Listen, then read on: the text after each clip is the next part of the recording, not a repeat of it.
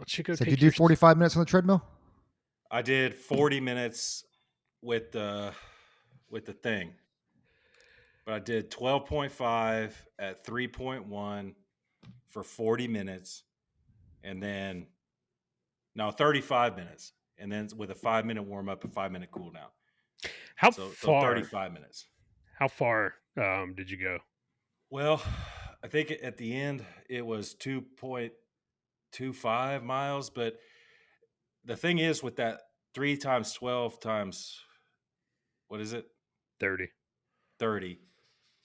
I think it should be like you go 2 miles.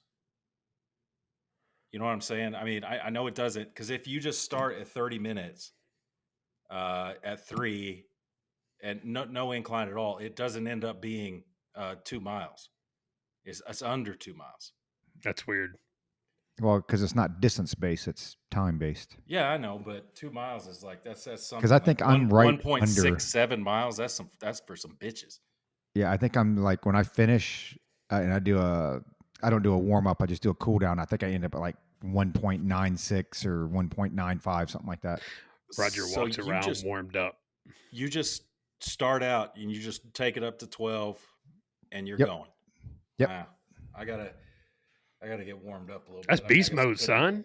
Well, I probably should get warmed up because the first 3 minutes it would probably explain why I'm hating life until I get into the groove. But you know what? Here's the thing: when I look at it, for me, it's more boredom. Just being on the treadmill for 30 minutes. Boring. So, well, exactly. So, I listen to stuff or whatever, but if I waste 5 minutes warming up, I'm like, well, I could have been 5 minutes into this workout and, with 25 minutes left versus, full 30. My strategy is to trick my body. So I warm up at a very brisk walk, like 4.2 at like 4 incline. And then, I hit 5 minutes. Okay, time to go up to 12, but down to 3.1. Kind of tricks me for about 10 minutes. About to And say, then that at gives 13 minutes, it's like, you ain't tricking me anymore, motherfucker. What are you doing? It gives you like 10 minutes of a stay of execution. Yeah. It's a good workout though, man. I do good like for sweat. That. I think you hit on the head. It's good to make you sweat. It's like, wow, I'm actually, I need to sweat this gallon of water out of my body. Well, it is amazing at how fast your body acclimates to it, though. So did it for because Monday, Wednesday, Friday, try to lift weights, and then Tuesdays and Thursdays I try to do the cardio. And the first couple of times I did it, it was rough, but made it through it. And then I think it was like the third time I accidentally hit 13 instead of 12, but didn't realize it for like 10 minutes. So I'm in there. I'm like, man, I'm having to hold the handle. I'm like, dude, I am like out of shape, dude. I'm like, what is going on here or whatever. So after about 10 minutes, I'm like, I'm checking this stuff. I'm like, my heart's getting ready to come through my chest. So I was like, I was on 13, went back down to 12, and 12 was like, okay, that's manageable. But even now, when I look at what my heart rate was when I first started doing it, I was consistently 136, 137, 138. Now, if I don't actually take shorter, choppier strides to kind of pick it up a little bit, I won't hit 130. I'll stay in the mid 120s. And this is only, a couple weeks of doing this thing. See, here's the thing. I think Josh has an abnormally low heart rate. I'm not a big believer in like all those scales. You look up the tables like, oh, you're 40 to 45, your heart rate should be this. Because ever since I was a kid, like the best shape I've ever been in cardio wise, I've had a higher heart rate than normal, resting heart rate. Yeah. And like my max heart rate was higher than normal. And, I went through a period, I think when I was in my teens, where heart monitors for cyclists were a big deal. It's like, you got to hit this heart rate and everything. And I was going off a table and I was like, dude, I'm never going to be good at all because my heart rate's too high. Like my resting heart rate is higher than, they say it should be. But Josh, it's interesting that you have a fairly low, I mean, I would say max heart rate. Would you say that's true? A max heart rate? Well, because you're saying that like when you're in the midst of your workout, whether it's treadmill or whatever, and you're like, I'm hurting, what is your heart rate at? So the other day, so when I did the sprint workout the other day, I mean, my heart rate got up to, it was in like the mid 160s. Um, See, that's pretty good. I mean, that's pretty low. you know, so my resting heart rate is consistently in between 60 and 62. Well, that's good. Um, and then every once in a while it'll dip down. It might dip down to 58, 59 for my resting heart rate. Huh. But it's always been like that. Even when, so the best cardio shape I've been in my life, other than when I played soccer in high school, was really when right before and then during warrant officer candidate school, cardio wise. Like Really? I could move pretty good, and it was crazy because even then my resting heart rate was probably upper 60s, low 70s, and but I mean I was I was running 13:30. Now I know you ran it a lot faster, but I was running 13:32 miles, um, and now I could not run a 13:32 mile to save my life. I would just It's like die. I'd it's be like like, those whatever it is. I'd be insurance like, all right, well, commercials. just not gonna make it, man. It's like You, in Zombie Land, be like, oh, they're fast zombies. I'm done. But my resting heart rate is lower than when I was. I don't know, man. It's weird. I'm not smart enough to know why. I'd well, be it starts curious from to know why. 220 minus your age, so I don't know what the whole point of 220 is, but it reminds me of those insurance commercials I used to hear a couple years ago. I used to laugh at them, and now I don't laugh so much. They're like, "Hey, if you can run an 8 minute mile, then we'll lower your insurance rate." And I'm like, Psh. If Now I'm it's like, "Good lord!" 220, so your max heart rate is 220 minus your age. So your max heart rate is 220 minus your age, and then you base your workout 80-90% off top of that. So Josh's numbers are similar to mine because like if I work out, like when I go sprint, I normally hit about 168 on occasion, unless I'm like extremely motivated. I might hit a 170. But dude, I woke up. So I do my blood pressure every day. I woke up about a week ago. Took my heart rate. My heart rate was 51. Now Wow, this that's is really this is good. about 5 minutes after getting out of bed. Hey, you with the defibrillator.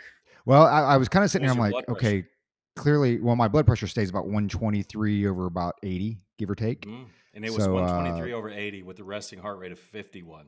yeah, That's pretty. yeah. On But paper, that's really healthy. I struggle with the blood pressure because it's not uncommon for me to hit 127 over like 85, something like that.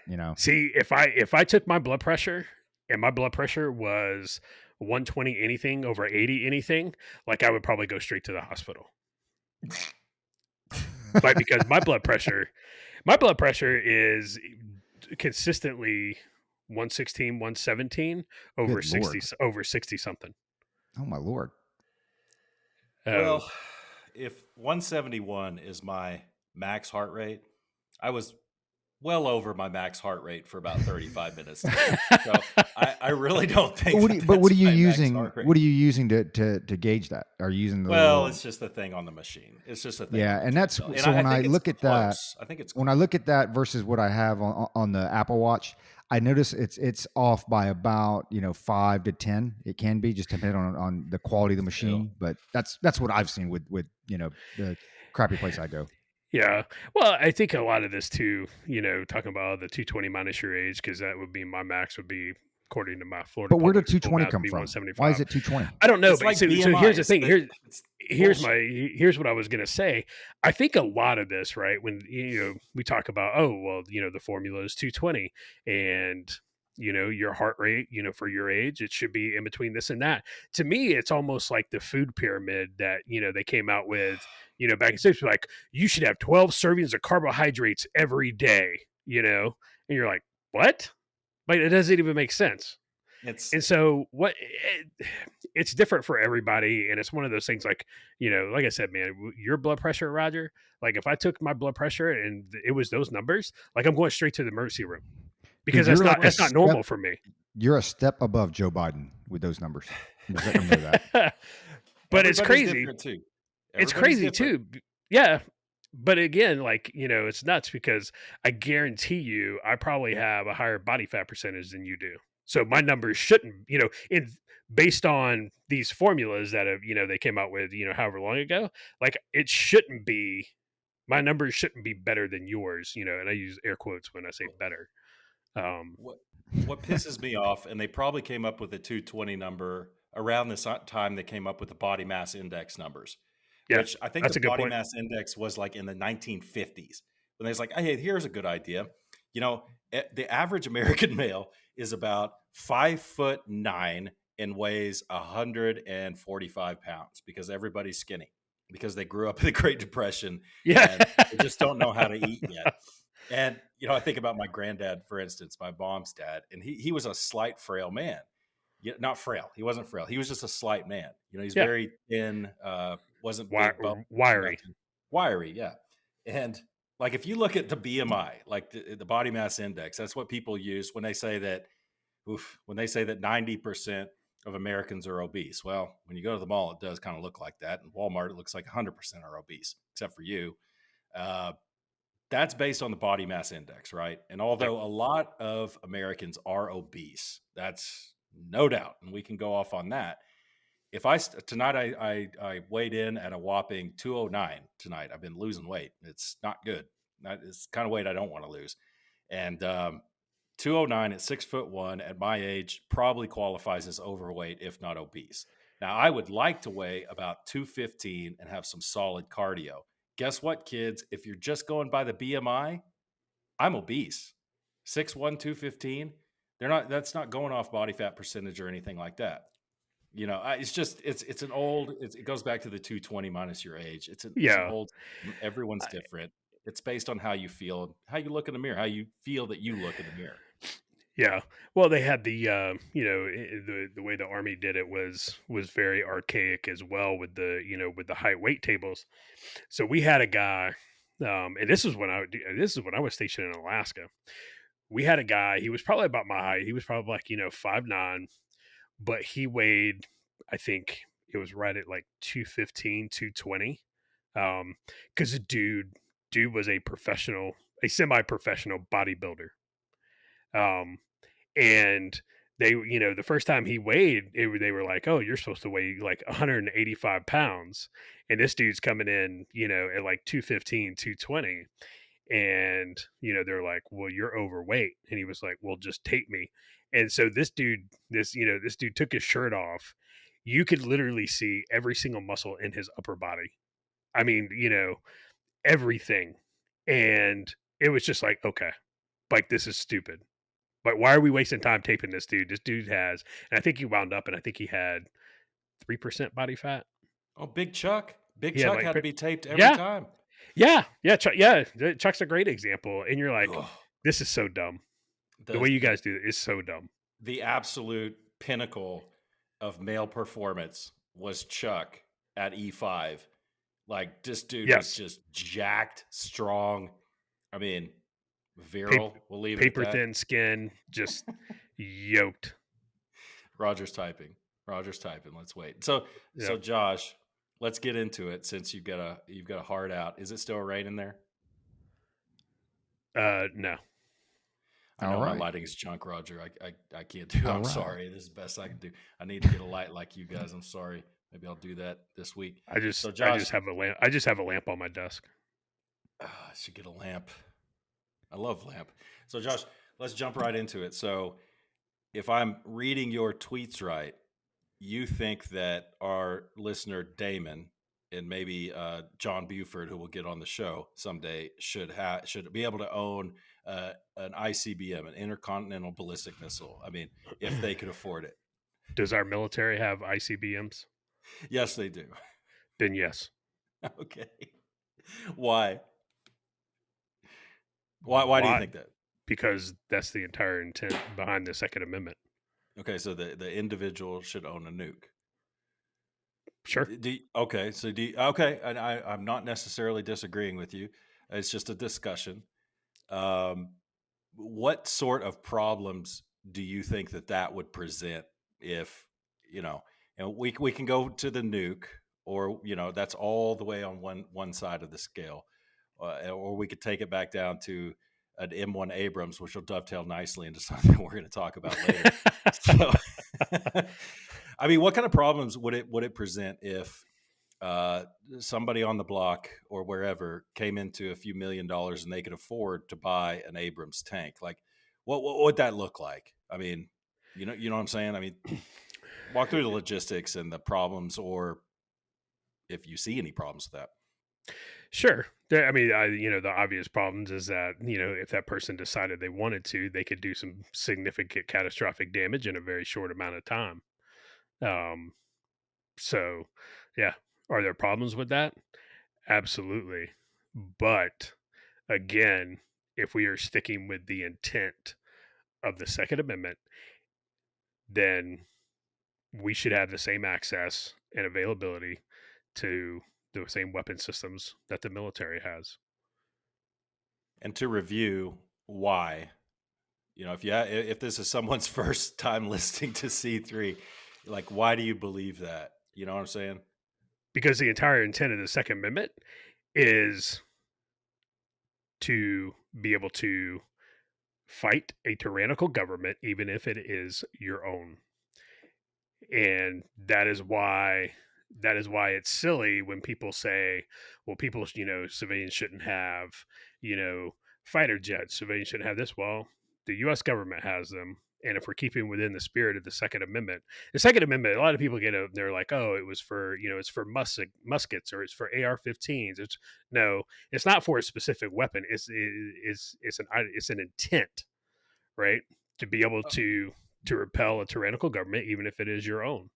And I know Roger feels left out right now, but I want to kind of make not a point, but just an observation is that a nuke, for instance, or an F-15, like Joe Biden says we need, you know, um, in order to maintain something like that and effectively use those things, specifically, airframes, combat airframes, and if we go all the way to the end of the spectrum on nukes, you need a significant infrastructure to support those things. Significant.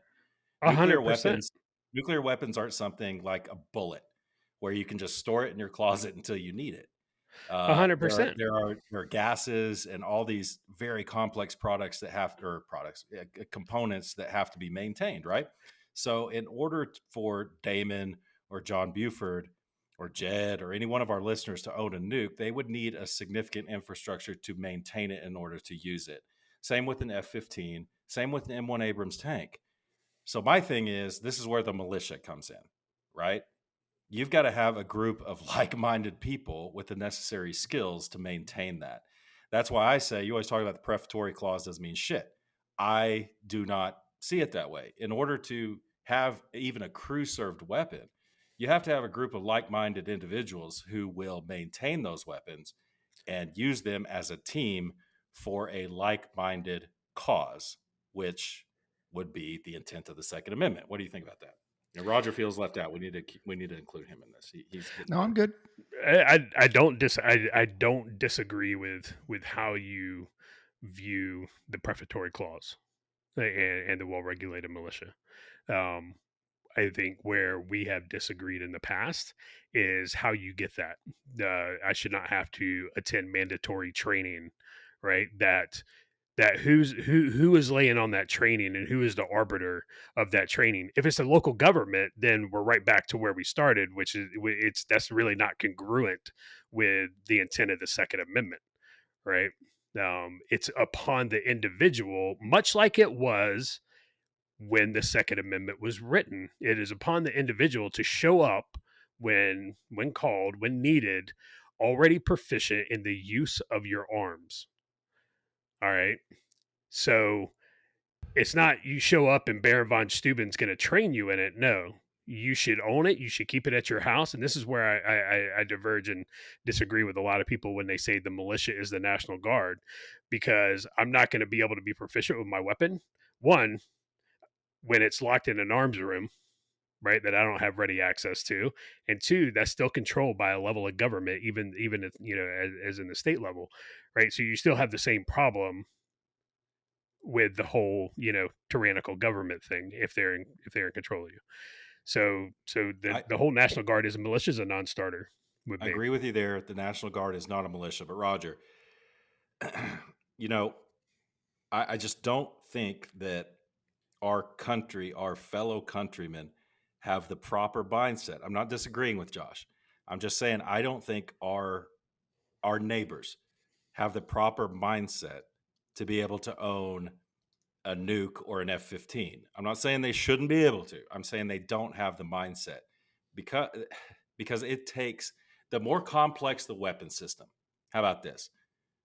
The more time training it takes. And how many people, like, it's hard enough to get the three of us on the same page to sit down and record an episode of this, which is not that complex. It's just people don't have the proper dedication to train on a complex weapon system so they can operate it as a team. I'm not disagreeing with you, Josh.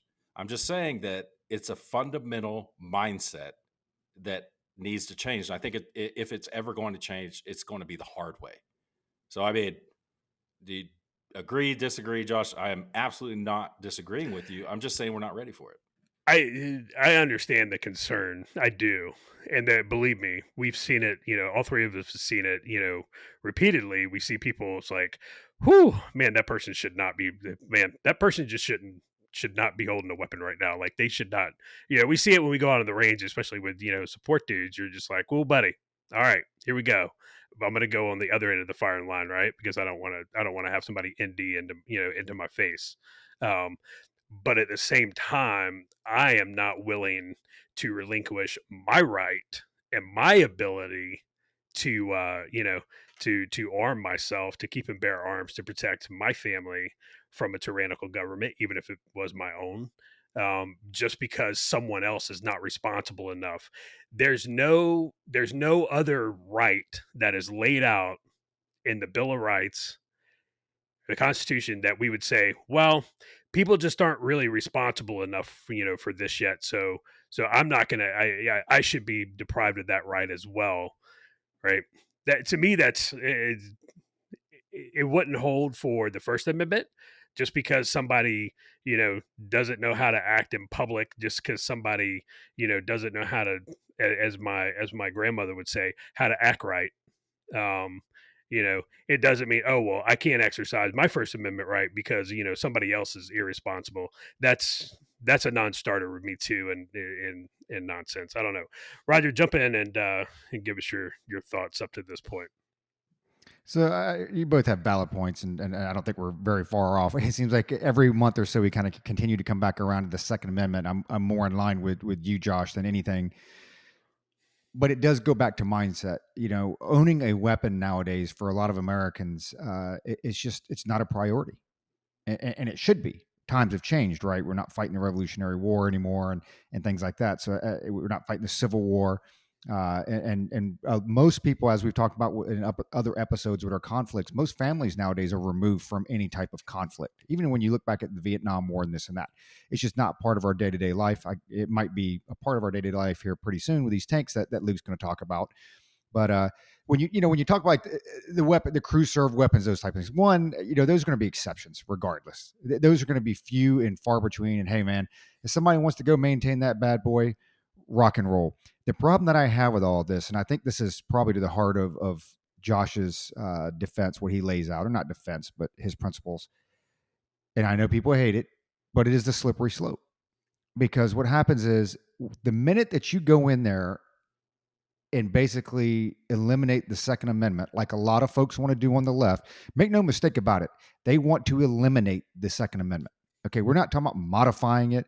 We're not talking about common sense gun laws or whatever those are. We're talking about elimination. That is a fact. A large percentage want to eliminate it. And the minute you do that, you're done. You're done, because now it will be like Joe Biden said, that no amendment is absolute, I guess, including the one on slavery. Right. So it's you can't give in to the most basic of amendments, because the minute that you do that, or the most basic of rights, because the minute you do that, they're going to come for more, because it doesn't stop there. It's right there with Beto when he was like, hell yeah, we're coming for your AR-15s. Hey, finally he told the truth, because that's what they want to do. But what kills me with this whole thing is we can't even have a good debate. And I'm not talking about us three, because I think us three and our listeners out there and the viewers, we bring a lot more knowledge to this than your common idiot. But, I was watching The Five the other day, and I was sitting here, and it was funny because it was Geraldo Rivera, it was Dana Perino, Greg Gutfeld, Judge, and Brian Kilmeade. And they were talking about AR-15s. This was after like the Monterey Park shooting or whatever. And Greg Gutfeld goes to Geraldo. He goes, "What does AR stand for?" And at first he kind of blows it off. He's like, "What does AR stand for?" And he goes, "Automatic rifle." That right there, okay, that right there is why we can't have any discussions on anything, because they don't come to the table smart enough to be able to have an educated decision or have an educated conversation on any of this stuff. And it's funny because Greg Gutfeld pushes it. Does anybody know? Does anybody know? And you can see Brian Kilmeade, the producer's in his ear saying, "Dude, you need to move on, go to another topic because this is Fox News, right? Conservative. Everybody should know what AR stands for." So he comes out with some crap like that. They go to commercial, they come back, they do another segment, go to commercial, again, come back for their C segment, and then Geraldo comes in. "Look, I knew AR stood for Armalite rifle. I just, under the time, I couldn't remember." No, you didn't. Somebody had to tell you, because at the time they asked you, you'd have been like, it's the manufacturer. Or what's the name?" Like I would get that. I understand that. You're put on the spot or whatever. But his immediate response was automatic rifle. And because of morons like that, I think it was McCaskill talking about the clips that you just throw away. Like, clips are so cheap, magazines are so cheap, Josh, that you load them once, you fire the rounds, and then you just chuck them and you put a new magazine in there. That's how cheap they are. I don't know. I don't know what kind of I don't know what kind of magazines they're using or where they're getting them from, but I need to know I need to Yeah. because know. I So need to know where those cheap ones are, man. But because you have people like this, and this it goes to such a bigger topic, because it's this we've got the same problem with crypto. Politicians now, that has become their career. So it is no longer men and women, citizens of the country that have a daily job, that perform a function, that go to Washington to vote on some of the laws for the country. It's people that are career politicians that have no idea what they're talking about. They're ignorant to the subject, so you can't have a good debate. Because I think we can all sit here, and Josh hit on the head. There have been more than one occasion where, like, yeah, maybe that guy or gal shouldn't hold that weapon, or maybe we'll have to say something, because it's like, "Hey man, could you not lay that and have the barrel pointing at my face in the chow hall? That would be awesome." And then they give you this stupid look, like, "Huh?" I'm like, "Yeah, I'd like to not get my head canoed while I'm eating my waffles this morning," or whatever. I mean, that happens, but you can never have that conversation. Are there issues with the the background checks? Well, I don't think there's an issue with the background checks. I think there's an issue with agencies talking to each other. But you can't even get to any of that stuff because they're too ignorant about it. And every time something happens, because when you look at the two major shootings, right? When you look at the recent ones, when you look at Monterey Park and Half Moon Bay, both of those happened in California with like the nation's strictest gun laws. Yeah. And they use that as an excuse to make stricter gun laws, and don't realize that, hey, at the end of the day, it comes back to some personal responsibility, that, hey, some crazy people, as we've seen, are going to drive a van through a crowd. It just happens. Somebody's going to take a knife and schwack somebody with it. It doesn't matter. It's not necessarily the tool. It's the individual behind it. And going back to Luke's thing, you can make an argument. Of course, we can't, because going back to, you can't have an educated conversation about this. You could make an argument on the risk of having something like that, a mass casualty weapon or whatever. You could go down that road, but we can't even get there, because you've got people like Geraldo Rivera, who's the war correspondent for 50 years, calling it an automatic rifle. So the other part of this is, and I forgot this when I mentioned the National Guard. There's a lot of people who continue to equate the militia, right, as mentioned in the Second Amendment, with the National Guard. All right, that also flies in the face of the Heller v. DC decision, right? And the Supreme Court is, they reaffirmed that this is an individual right. This is not a collective right. And I should not have to give up my individual right because somebody else may be deemed irresponsible, or somebody else is not taking the time, to to train properly, to make sure that they're proficient with whatever weapon system, they are, they're in control of. To think so is silly, and you're spot on with the whole, they just want more. It was, I mean, it's like Iraq, Afghanistan in the old days. Is, when we were out finding bad guys and teeing them up, for big K little C. It was like the machine wants more. It's always going to want more. And people, we talked about this. People are like, "Oh, but my slippery slope fallacy." It's like, okay, well, yeah, Some people just wanted to get married, right? They're just let us get married. That's it. That's all we want to do. And now they're trying to groom kindergartners, to have sex with them. But yeah, you just wanted to get married and see this is where we are. But yeah, make no mistake, the left wants every single weapon you own because they want you disarmed. And the other thing, one of the things that I don't see a whole lot of, and I really, it's weird. Where's the African American community in this? Because if anybody should be like, if anybody should be Yep. very, very pro gun, it should be you guys. Oh, and by the way, Native Americans, Indians, I don't think we can't say Indians anymore, can we? It's Native Americans, okay, or indigenous persons. You guys should probably be on the tippy point of the spear on this this gun grab that's going on too. You guys should be opposed to that because when was the last time the government asked you to give up your guns? They'll take care of you. What happened? Yeah, that didn't work out well for you. Jews So too. yeah, yeah. So it's crazy that some of these groups that should really be the loudest in the room aren't. It's just I find that weird. My white friend Diego will tell you exactly where a lot of the Hispanic community falls in this argument. It's interesting. um, so Josh, I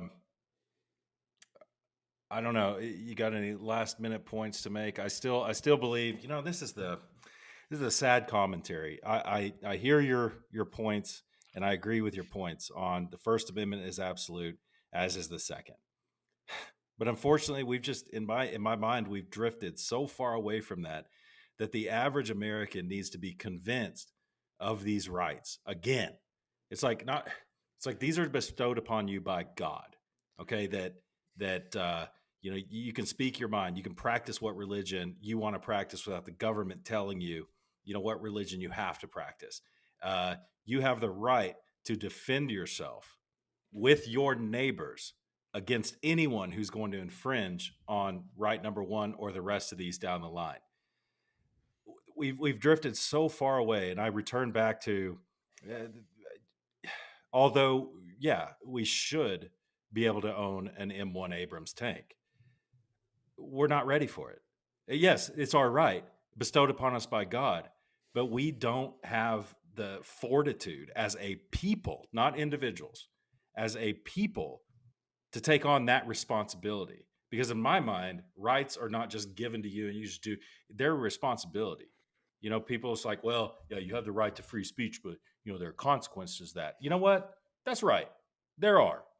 There are also consequences and responsibilities for the Second Amendment, and every single right you have to accept not only what's been bestowed upon you, but what that means to you in your life. It means you have to take ownership of that and take ownership of the consequences, positive and negative, of you having that right. And that takes work. And people don't want to work with each other. People don't want to work with each other to maintain an M1 Abrams tank. Maybe Pookie and his Crips down on the block do, if they knew how to do it. But my neighbors don't. And it's just like, that's a sad commentary. I do agree with you, but it's sad that we can't own those things. We should be able to, but we can't own a nuke and maintain it. And not even a nuke. We're going too far with that one, but like an artillery piece. Come on. Who's got the fortitude to get together, get along, and talk on the same page long enough, without division, to be able to get together and train on that so that they can defend? It's sad. To me, it's sad. Bro, I know we're off the top of my head, a dozen people that if you can get your hands on a 155, we will more than happily help you maintain it. Yeah. Okay, where those dozen people live? Almost dropped the F-bomb. All over the place. All over the place. And those people are all former military. I'm talking about like my neighbor. I'm looking at the house across the street. It's like I should be able to trust that guy, and not even with a 155 to a crew serve weapon. It's just, but that guy's not going to work with me. This guy's not. And this goes back that's to what why we're saying, getting more involved. Making not yourself harder to kill, necessarily. Yes, making yourself, but making your neighbors and your community harder to kill. Yeah. Well, I think part of that is where, obviously your community has to come into play. And I agree, to a point. And that's one of those like, hey, if the neighborhood that you live in isn't compatible with your rights, with your desires, with your needs, well, then you need to find yourself a new neighborhood, right? Um, and it comes back to finding your tribe. Yes, a lot of people we as a nation have lost the ball on our rights. They don't teach, by and large. They do here. I'll say this: they do here. I have noticed that in other places in the country, they really don't harp on civics anymore. It's an elective versus a requirement. When I went through high school, and I'm going to assume it was the same for you guys, you didn't have a choice whether you were going to take electives or civics or not. It wasn't, well, I think I'll take, oh, well, instead of civics, I think I'll just take a PE class, or I'll just take, underwater basket weaving. It was like, no, you will take civics. You will understand your rights. You'll know your rights. What are you shaking your head no for? I'm just thinking. Go ahead. He's getting angry because you know what? He hit it on the head. But here's something I'll pose to both of you. When we talk about rights, you have to remember when the Constitution was signed when 1787. Bill of Rights wasn't signed until 1789, and that was due to a holdout. I mean, you can remember half Yeah, the folks didn't even want a Bill of Rights. You yeah. know, They were it called was they were called Federalist. yeah. So you had George Mason, you had Thomas Jefferson, and then finally Madison comes on board, and they said, "Well, no, if we don't actually spell these rights out, the government will take them away from you." But the majority of folks, I'm assuming the majority of folks were like, well, no, we don't actually need a Bill of Rights because we have a constitution and it's implied. Yep. It's the same Okay, mindset. Josh, I was halfway listening to what you're saying. I'll be honest about civics and everything, and then just halfway. Okay, and I agree with that. I get so worked up about the 13 inconvenient words, and okay, let's cut that by 9. The 4 inconvenient words in the Second Amendment. This would be a very simple argument if 13 words were omitted, and it just said the right of the people to keep and bear arms shall not be infringed. That would be so convenient to me, and we would not have any type of argument at all. But there are very, very inconvenient words in that. How about if we omit the second 2 clauses there? A well-regulated militia shall not be infringed. Okay, let's start with that. It's like, this is what pisses me off about the whole thing. I 100%, the National Guard is not a militia.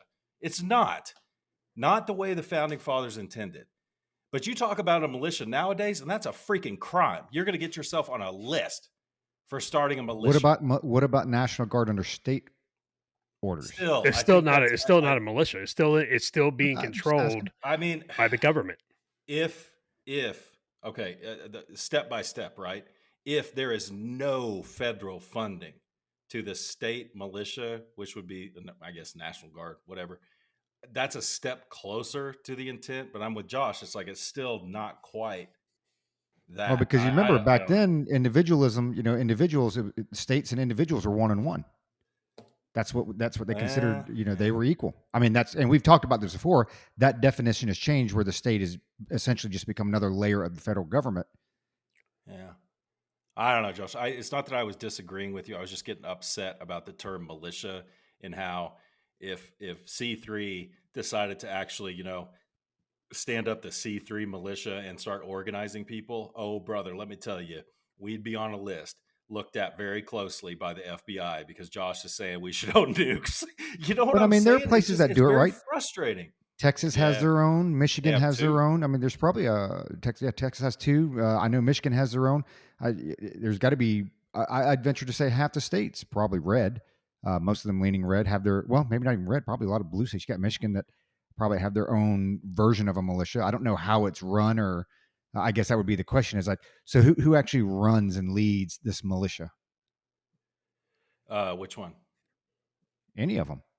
Well, in Texas, there's 2 of them, and I was up on this about a year ago. Uh, they're both in the state constitution, and one is actually funded somewhat through the state. I think that's the one that Admiral Dan is part of. I don't know. I could be wrong on that. The other one is just in the state constitution, and they're kind of self-organized and kind of ragtag, in my opinion. And no offense to anybody listening who's part of the Texas militia, the one that's in the Constitution but not funded. Uh, it's semi-well regulated. I wouldn't even say regulate, organized, but I don't know. Josh, it's not that I was disagreeing with you on the civics, and I want you to get back on that. It's just I started thinking about that, and it was working me up, not because of what you were saying, but just because of how I feel about the matter. I completely understand the wording, and the wording of the wording kind of muddying the waters. Um, but at the end of the day, there are no except clauses in the text of the Second Amendment. It simply states the right to bear arms shall not be infringed. I mean, that's pretty clear, right? And so, yeah, all right. So it references militia. Well, I mean, again, I go back to when the Bill of Rights was passed, as I mean, even prior to the Revolutionary War, you know, militias were composed of individual citizens. The individuals, the farmers, the blacksmiths, the cobblers, like they showed up with their weapons that they kept at their homes that they were proficient with because in large part because they had to be proficient with them or they weren't going to eat, right? They showed up and the militia could not have existed without the individual. And the Supreme Court reaffirmed that in Heller v. DC, that it is an individual right. And so I get where a lot of people, the wording, I wish it was real. I wish it was a lot clearer as well. But to me, the way I interpret it and the way I read it, and based on everything I've read on the Second Amendment, it's still pretty clear. Like it's still pretty clear. It's people have chosen to take that and try and kind of put it into whatever bin they wanted it to be in. Um, the fact that I have to pay a tax, right? So you were talking about, and I don't want to get you put on a list or something, but you know, you're talking about why do I have to pay $200, a $200 tax to exercise my Second Amendment right? What other right do I have to pay money to or pay money for exercising it? Right? The fact that, you look at the National Firearms Act, you look at the acts passed in the 80s, which this is my one, dude, this is one of my big issues with Reagan. Can't believe he signed them. That, especially the Gun Control Act 1986. It's like, what in the world is going on? Right? And everybody knows, where the $200 tax stamp came from. That was passed back in the 30s because they didn't want gangsters to have weapons. And at that time, obviously, $200, man, $200 was a significant amount of money, and not a whole lot of people could pay it. So it's just every gun law on the books is an infringement on the Second Amendment, and it's an infringement on all of our individual liberties. Yeah, damn. A tax for a suppressor, that's in my mind, that's akin to a poll tax, bro. That's akin to a poll 100%. tax. In my mind, that's unconstitutional AF. Well, they know that. They know that, though. But it's no different. This is the reason why California and all of them continue to pass these gun laws, gun control laws, because they know it's going to have to take some citizen that stands up. Thank God we have places like organizations like the NRA. They pass these laws. They'll be struck down in the courts. But you know what? It'll take 6 years for it to happen. And they know that. And then what'll happen is it'll get struck down, and then they'll change it, right? They'll change a couple words, and it won't be the tax, it'll be the administrative fee. Okay, Right. hey, there we go. Now we just signed in the administrative fee into law. Yep. Well, we're seeing that now with the New York, State Pistol Rifle Yep. Association, whatever their name is, versus Bruin. is the Supreme Court, struck down New York's law. And so what did New York do? And New Jersey just did the same thing. They changed their law, but they just tweaked it just enough to where, okay, now they're I'm using air quotes here, they're complying with the Supreme Court ruling, but again, they're making it to the where it's basically no change by and large to to their law of their May issue thing, which was one of the the main argument in the first place, is being able to protect yourself outside the home, which even DC Heller, like, that was one of the things. It was like, not only, and Alito, I think it was Alito that wrote it, is like, the Second Amendment's not just for your house, it extends outside your house as well. Right. And DC not being a state and being a, federal enclave and everything, it was, here's how it worked out. But it's just, every single gun law on the books is an infringement. And Well, I don't every know. I single don't one should know. be stricken. According to Kamala Harris, it's just liberty in the pursuit of happiness. There is Yeah, no right to life, right? Her speech writers, dude, bro, come on. Why even go there? It's obvious why she didn't say life, liberty, and the pursuit of happiness, because it was a pro-choice thing. If you say life, ooh, that's a bad word with them. That was the dumbest line to take. I don't know who her speech writers are, but I guarantee you they're overpaid. Josh, what do you think about 31? No. I'm going to kick it to Roger, because Josh and I have talked too much. Roger's Well, I been just the have one silent- question. Okay, go ahead. Sorry. How much do you think the tax stamp is going to be on a semi-automatic assault pistol? Because that's what they're saying. That's what they said the Monterey Park shooter used. Well, first I'm going to need you to define what a semi-automatic assault pistol is, because I want one. I saw that. I saw that. I was like, what? Twitter blew up because all of a sudden everybody's like, where can I get one of these? What? Yeah, that's what Wyatt Earp used. Yeah. Okay, Corral. So, Roger, what do you think about 31? Now, we don't know. They could be M1A1. I looked up today. I was bored for about 10 minutes, so I looked up to refresh myself, because I was in the third ACR back in the day, and I knew everything there was to know about M1A1s and M1A2s. But boy, that's been a minute. That's been over 20 years ago, and I'd forgotten. So I had to refresh my memory on M1 Abrams tanks. There are 2 or 3 different models, one with the tusk. Well, any one of them can get the tusk, and that makes them even tougher. It's got that reactive armor. It's got the remote controlled 50 cal on top. Those things are cool as hell. If you've never seen those, oh my God. You guys ever worked with those? Usually you see them on strikers back in our... On occasion, yeah. Yeah, dude, those are badass. But you got the tusk armor and the tusk package. So, Roger, what do you think about 31 M1 Abrams tanks going to Ukraine? Just your initial thoughts. Good idea, bad idea. What do you think? You actually put it in probably a better perspective, and I'm hoping it's what your thought process was when you said that it's life cycle equipment. Basically, life cycle equipment, and what that means for listeners out there is you have a shelf life on equipment, right? It's good. It's like your MacBook. You have a MacBook, you open it up, fire it up. It's good for 5 to 6 years, and then it gets old. It doesn't take updates anymore, and then eventually it just becomes life cycle, and you have to go buy a new one. And Luke brought up a valid point I didn't think about initially, is that you know what, they're probably life cycle, because I mean, one, I don't know if they're M1A1s, M1A2s. Who knows how old these things are? And I mean, heck, when's the last time we've actually deployed any of these things? So best case scenario is its life cycle.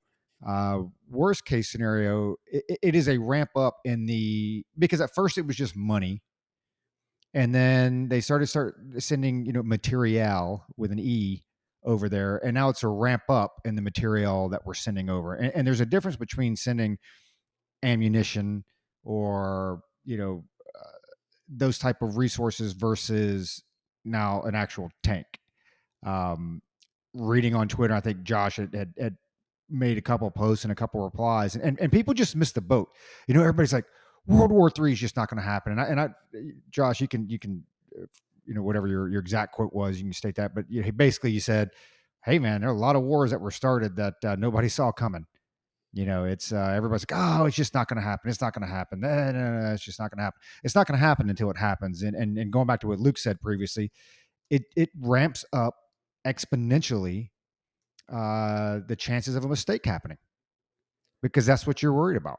And 31 tanks, I mean, that's, and I've never been, you were like the ACR. So 31 tanks, like how big of an organization is that? What is that? What size is that? That is that's a battalion. they called them squadrons over there. So yeah, I would say at So least a squadron level, squadron. battalion level. Yeah, Yeah, I mean, 'cause I think That's it's pretty significant. 31's a solid squadron, I think, and that's yeah, like having 5 in reserve.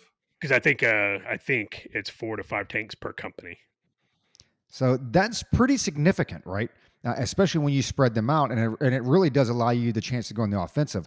What I want to know, Luke, is how pissed off are they going to be when they find out that Specialist Luke PMCS that M1A1 35 years ago and never fixed that Class 3 leak? This is, oh boy, you know. So I've got a lot to say on this, so I'm gonna say a little thing, and then kick it to Josh. It's just, I think I mentioned it in the text. What makes the M1 so effective? What makes the Paladin system so effective? What used to make the Bradleys so effective? These are dated weapon systems. I think the first M1 they fielded was in the 70s. It was designed, believe it or not, the M1 was designed by a former Nazi scientist, or at least the engine was. And it's like, this is an old weapon system that they've continued to upgrade. It doesn't mean it's bad. The F-15 is old too, and with continuous upgrades, it's one of the best weapons platforms on the planet. Still to this day, compared to other militaries, not compared to like the F-22 or the F-35. What makes these weapon systems so good is the training that the crews, the commanders get at places like the National Training Center in Fort Irwin, California, Fort Polk, Louisiana, JRT Joint Readiness Training Center. It's the training that makes them so good. That's why the world fears the M1 Abrams tanks. It's not the tank itself, although the capabilities are better than most. It's the training that these soldiers get. I don't know how much training the Ukrainians have had. I know they've had some, but it's not just sending them the tanks. It's sending them the training. It's sending them the maintenance packages. It's all these things. It's not just the tanks themselves. And this is what the freaking morons out there don't get, is it's not just the tanks. So these are old tanks. There is no doubt about it. These are not the cream of the crop. We're sending them the best of the best. No, those belong to us. And I've got way more to say about Ukraine and all this stuff, but I'll kick it to Josh. I mean, not just the weapons packages, the ammunition for it. Like, how are they going to transport the tank rounds to the lines? Like, there is a lot to consider here. It's not just the damn tanks.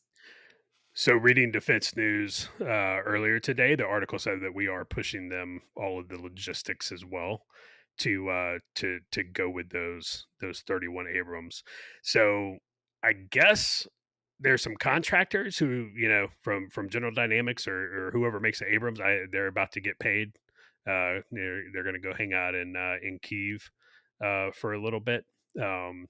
Because if it's anything like how we currently operate, I know when I was with Big Army and our Striker Brigade went to Iraq, dude, all our GD contractors went with us, and if a Striker had to go to third shop, it wasn't a Joe working on it; it was all contractors. And once the contractors, like if those dudes weren't there, like your shit wasn't getting fixed. And that's just the way it was. But yeah, we're sending the logistics package to go with this. So that quote, Roger, that I threw up and this and that, I forget what that Twitter account was. It was like War Rocks or something. It's not War on the Rocks, because that's a different one. And those dudes are actually pretty legit. But the hubris of this account, it was just like nuclear war never happened, could never happen, will never happen, and you're like, you realize like the nuclear weapons like have already been used in history, right? I don't know. You might want to go check that out. And so the quote is from Enoch Powell, and the quote is, "History is littered with the wars everybody knew could never happen." You know, it's just when you think about, people are like, "Oh, that, that'll never happen. We'll never, get World War III," and you're like, "What? Like, are you serious?" Like, it could happen any second. Roger, you've said this multiple times. All it takes is one person making a mistake. All it takes is one person shooting down an airliner. All it takes, well, we thought all it would take was some rockets going into Poland from Russia, but that was actually Ukraine. Indeed, some rockets into Poland, and I don't even think Zelensky gave them a my bad, um, on that. But what's scary is Lavrov came out yesterday. I think it was like yesterday or the day before, um, and said the following. There's a quote: "When we talk about what is happening in Ukraine, we are talking about the fact that this is no longer a hybrid war, but a real one, which the West has been preparing for a long time against Russia." All right, so that's the Russian Foreign Minister Sergei Lavrov. He's he's a household name. He was in South Africa, gripping and grinning.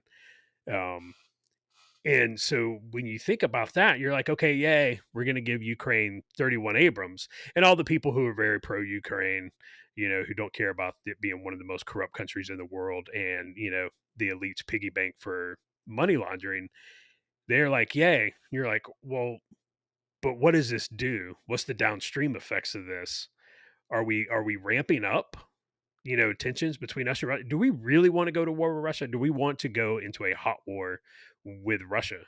Um, because we kind of seem to be headed down that path. And then my other question, I'll ask you, and I'm sure Luke will opine on it as well, is if Ukraine is winning as much as everybody says they are, why do we need to send them Abrams? Why does Germany need to send them Leopards? And why does Britain need to send them Challengers? Which is basically, their Abrams versions of tanks.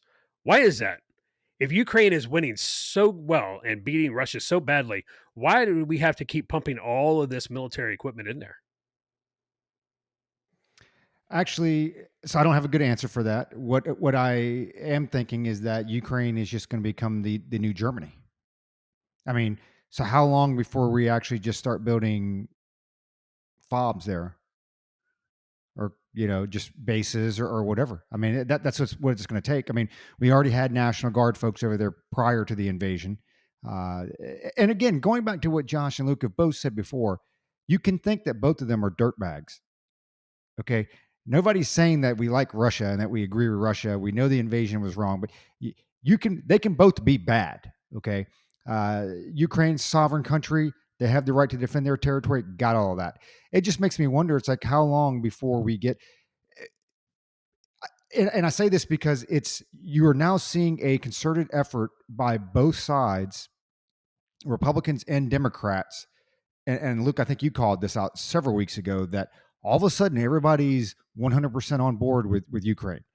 I have seen several quotes floating out there: as long as it takes, whatever it takes. Is Russia truly and that's a good question. It's open ended, but is Russia truly the existential threat that we're portraying them to be? And like Josh said, are you really willing to escalate that conflict uh, to that level of possibly World War III? And all we've heard on the media for the last 6 months is how they're pushing back, right? It was MSNBC, Ukraine's winning the war. Well, if you're winning the war and you're pushing them back, and I heard months ago, they're retaking some of the territory that was seized and this and that. Well, if all of that's happening, then why are we having to continue to ramp up the equipment? Going back to what Josh just asked. But I think it'll be a matter of time before we have a base there. I mean, that's what's going to happen. What is it, Lviv? That's out in the west. That's probably where we start. Hey, that'll be the logistical hub for all the M1s that we're sending, or M1A1s that we're sending over there. That'll be the logistical hub. We'll start it in Lviv, right? And then we'll realize that, well, we're too far off the front lines. We can't really support that. So we'll build something else a couple 100 kilometers east. And then the next thing you know, we'll be on the border out in Crimea and the other areas. It's just a matter of time. And what worries me is that may happen sooner than later, because all of a sudden, I don't care if it's left, right, or whatever, almost everybody is on board with 100% support. So I don't know, Luke, what changed? I mean, did something change? Are we missing something? Is there a reason that we need to be all in on the Ukraine effort? That hey, is this support, is it going to wipe Russia from the face of the earth? Or are they really just going to push them back out of the areas and that's it? They're done? I'm glad you asked me that, Roger. I wrote some notes here while Josh was talking. My mind tends to drift while Josh talks. Joking, of course. Going back to what you said, two things can be true at one time. And I'm answering your question by saying this. Two things can be true at one time. Russia and Ukraine are both bad, right?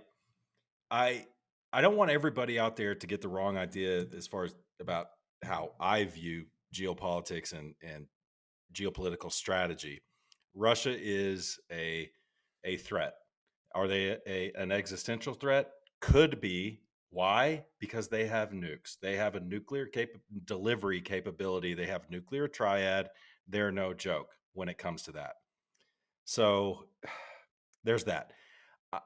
I do believe that we are fulfilling a certain strategy, geopolitical strategy, by weakening Russia in Ukraine.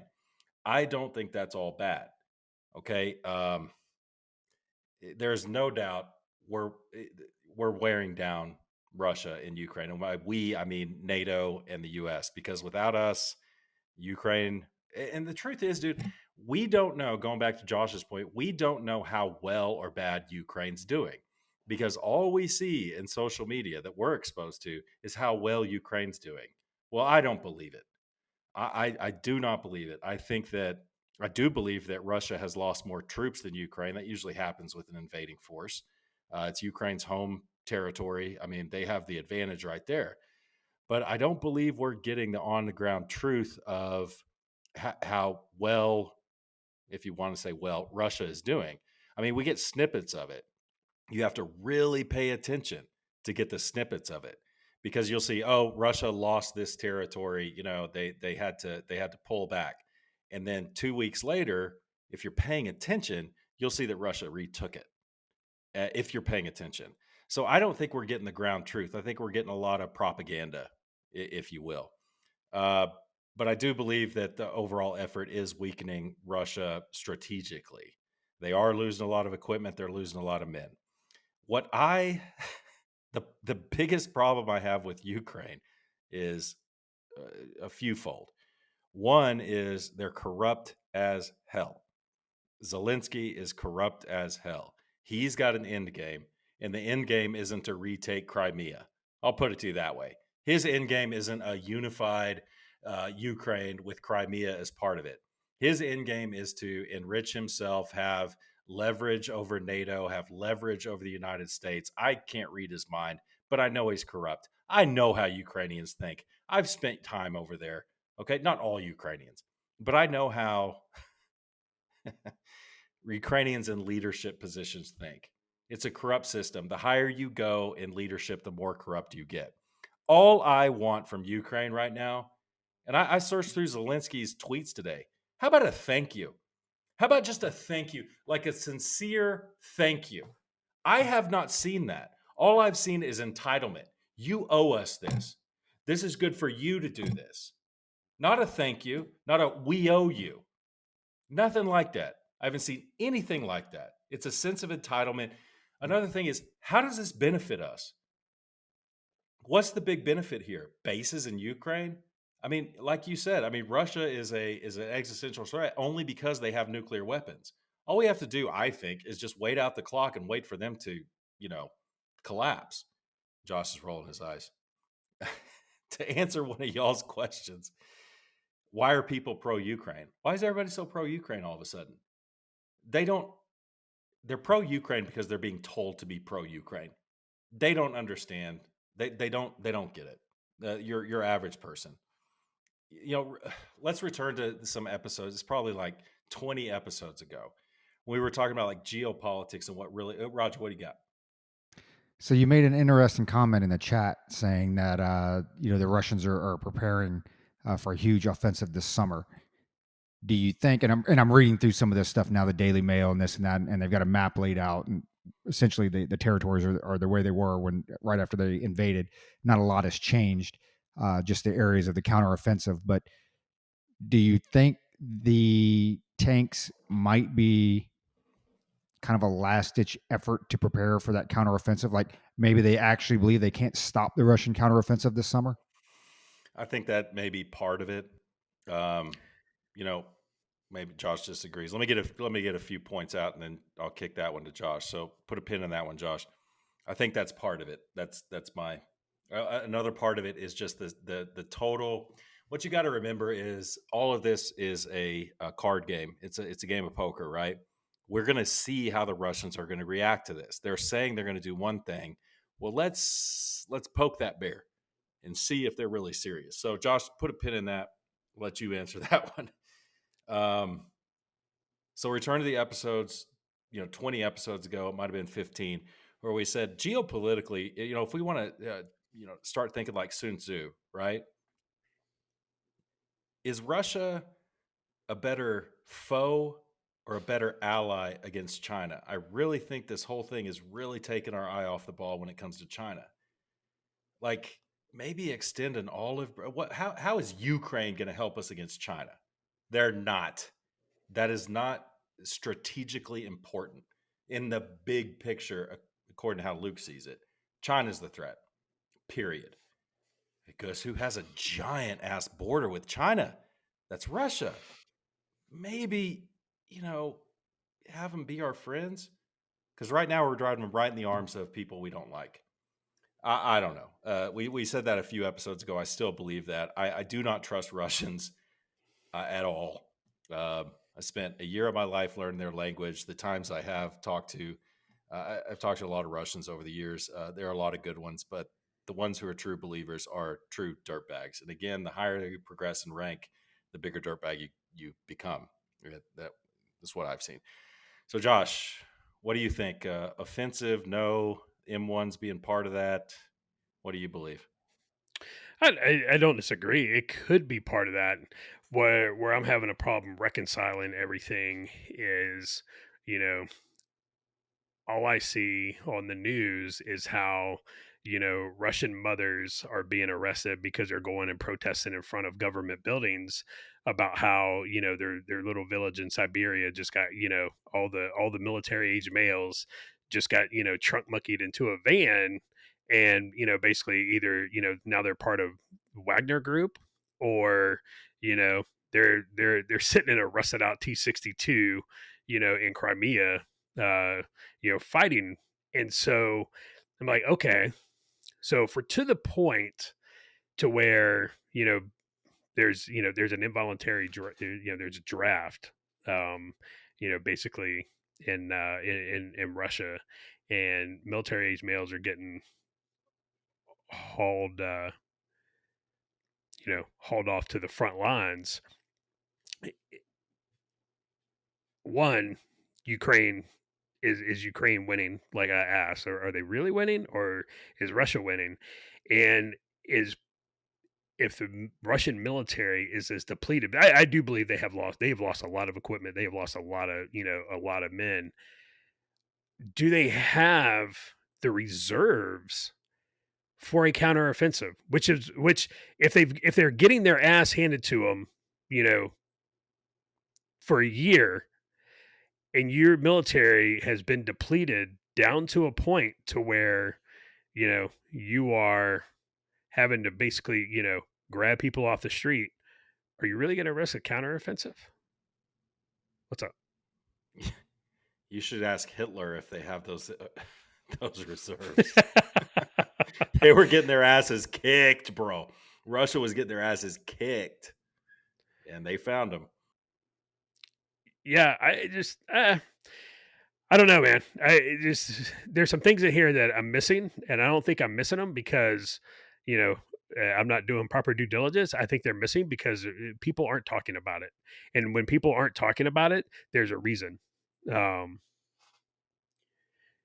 Yeah, 80,000 Russians dead so far. Like I don't see Putin going. Is Putin going all in?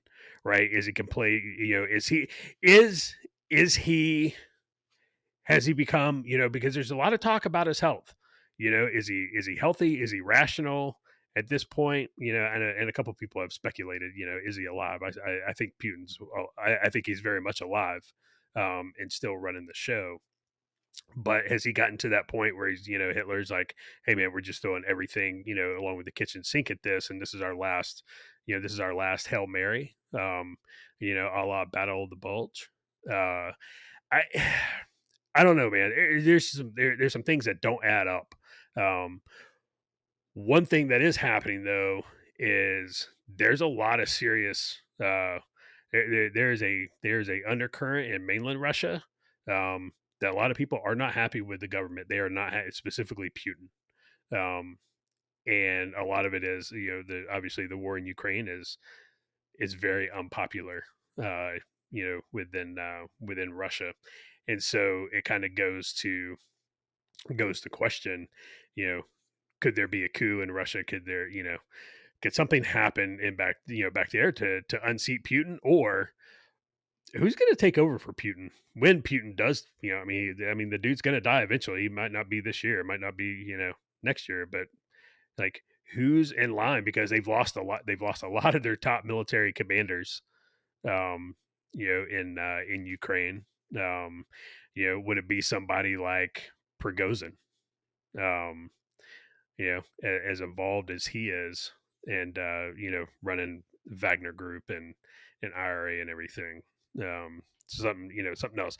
I agree with you on the long game. I think Russia is an existential threat only because they have a delivery capability for their nuclear payloads. Other than that, they're a regional they're a regional player, at best.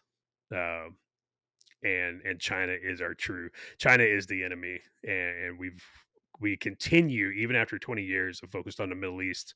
um we continue to take our eye off the ball with China.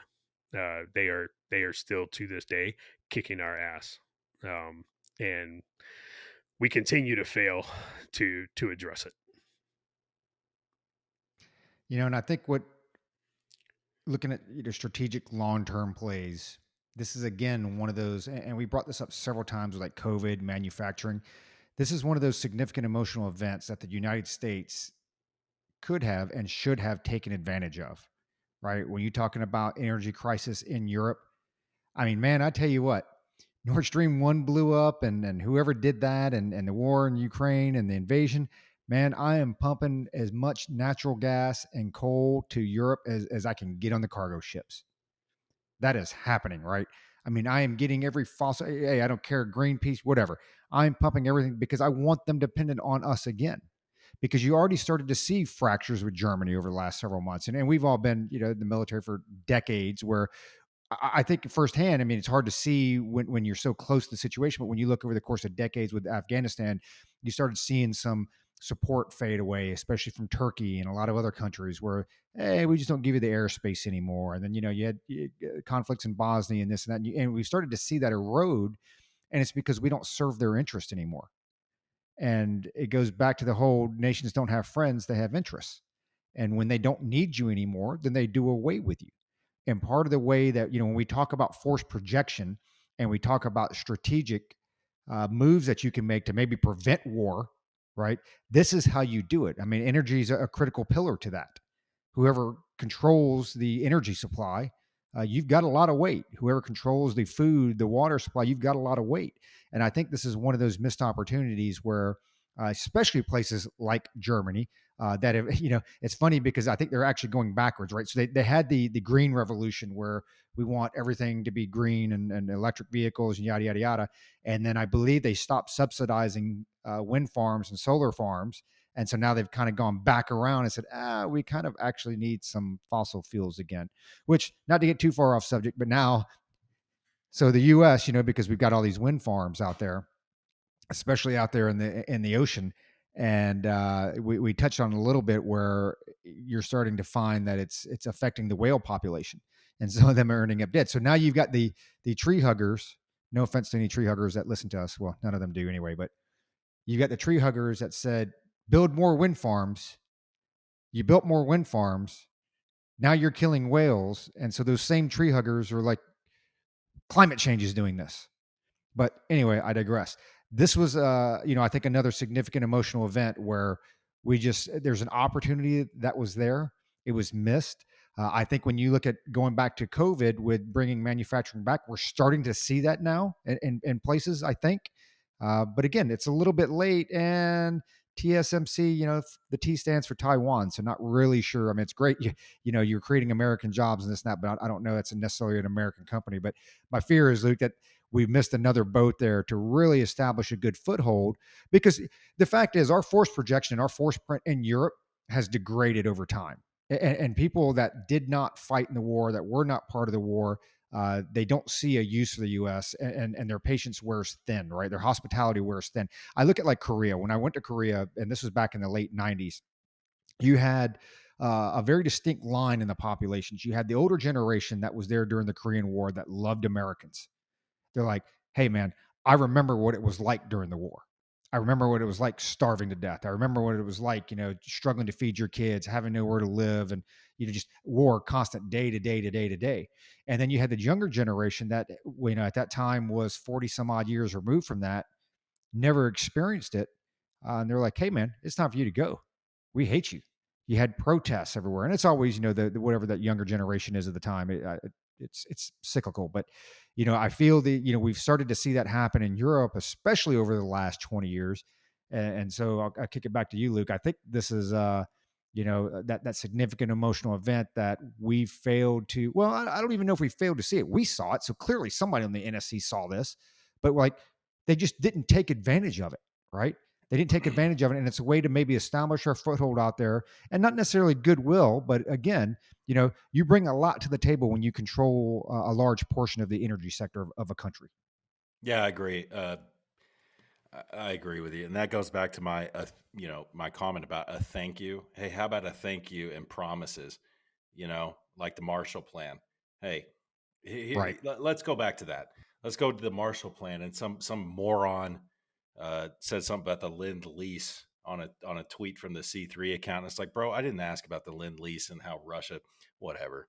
I'm getting off topic there, but it's like, yeah, how does this benefit us, right? How does this benefit us? By the way, Roger, you went to Korea? That's crazy. It's crazy you went to Yeah, I Korea. did 2 years over there, man. Late 90s. You know, the missed opportunity thing, you said, certainly somebody on the NSC, saw this. And, as I live my life, and everybody knows, I think I've said it on this podcast many times, I do not consider myself an intelligent person.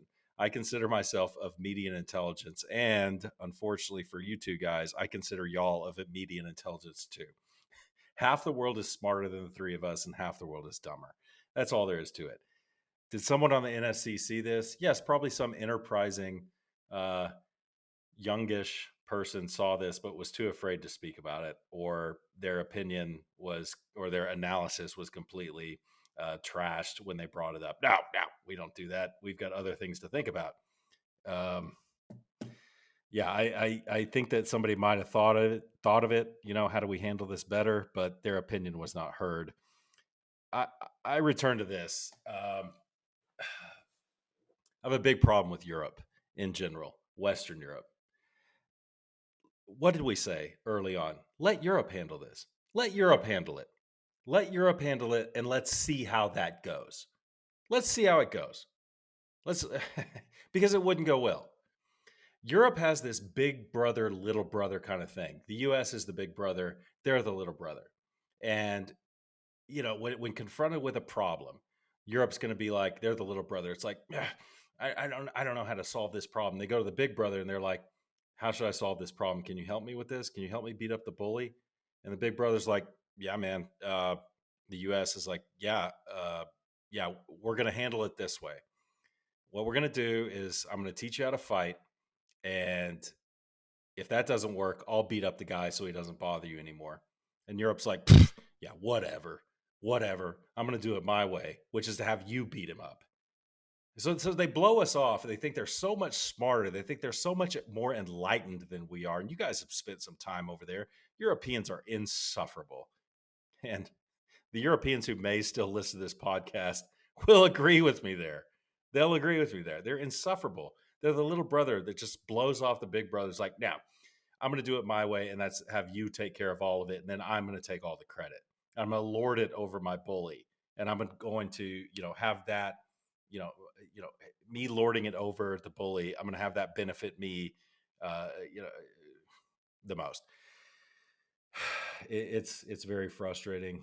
It's very frustrating having worked in that theater for a very long time, having witnessed their eternal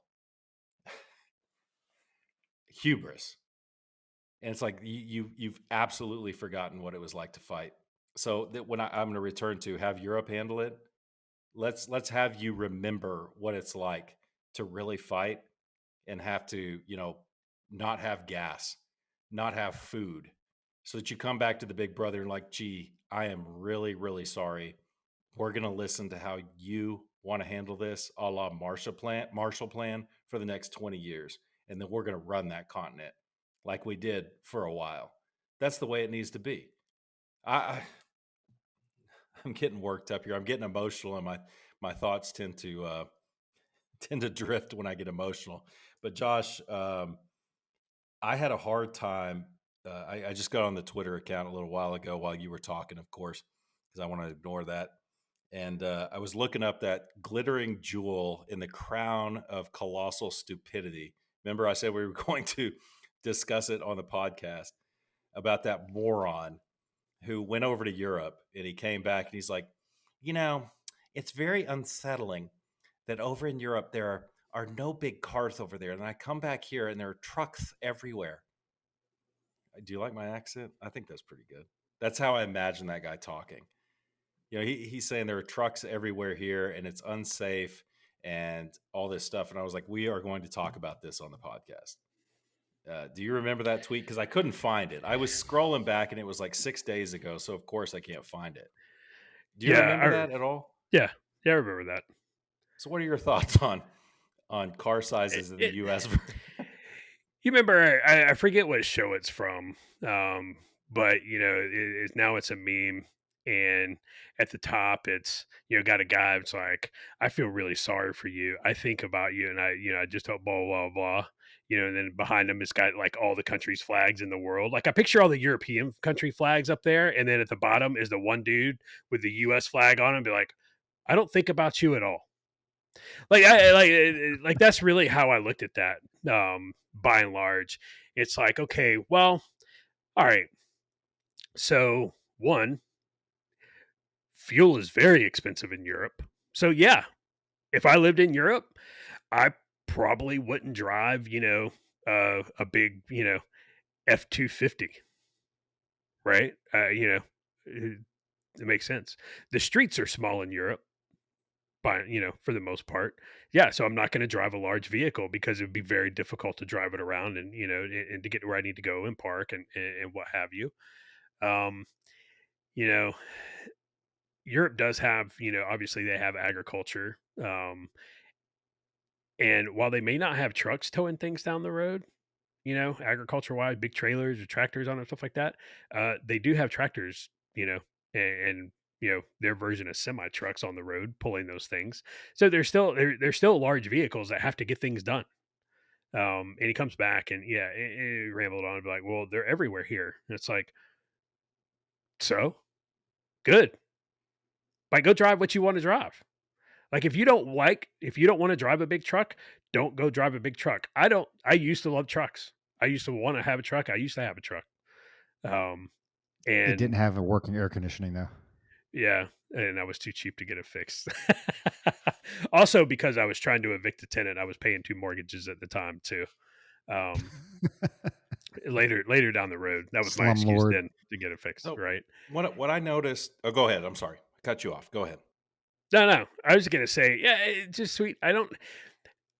It drives me nuts when people compare us to Europe, and they do it a lot of time, and it's going on with the guns right now too. They're like, no other country has, this problem. I'm like, I can name 10 countries off the top of my head where people get murdered every day by firearms. We can start with, I don't know, Somalia, right? I mean, like this is easy. Um, try going to Honduras and then come back and tell me how dangerous the United States is. Um, and when people are like, we should be more like Europe, or Europe doesn't have this. Well, Europe doesn't has a Second Amendment. What's your next point? Because that's a non-starter. Um, I ignore those idiots when they're like, well, your big truck. I'm like, dude, so like, wait, did the big truck? Is it in the room with us right now? But it's ridiculous. Guy, people like that, they traveled to Europe once. They may have stayed there for a couple of weeks. They may have stayed there for a couple of months, but they did not live there. And they didn't live there over a certain amount of time, over an extended period of time, over multiple decades. And I'll tell a quick story, Roger, and you can tell me what an idiot I was. So I lived in Europe back in the day, in the 2000s, early 2000s, for about 5 years, and the cars were small. Over there, I went to the AFES and I bought the tax-free, BMW because I want to be cool. BMW 3 Series is a 2007. It was awesome. I thought I was the man. And the 3 Series, if you've seen a BMW 3, it's not a big car over here, but over there, when I got that 3 Series, bro, it was one of the biggest cars on the road, like a big sedan, like a Caprice Classic, and that was back in 2000, we'll call it 2006. And, so it was time to go back to Europe in 2016, 17. I told my wife, it's like, we definitely can't take the Toyota Tundra and or the Toyota Tacoma. It's going to be too big. It's going to be too big for the roads. We're going to stand out like a sore thumb. We can't take the Jeep Wrangler because that thing is going to get stolen, and that thing's going to be in Russia before you know it. So we went car shopping, and in retrospect, we probably should have got like either a 4Runner or a RAV4, preferably a RAV4. But even RAV4s, I was like, little bit too big based on my memory of what it was like, 10 years ago. So we got a little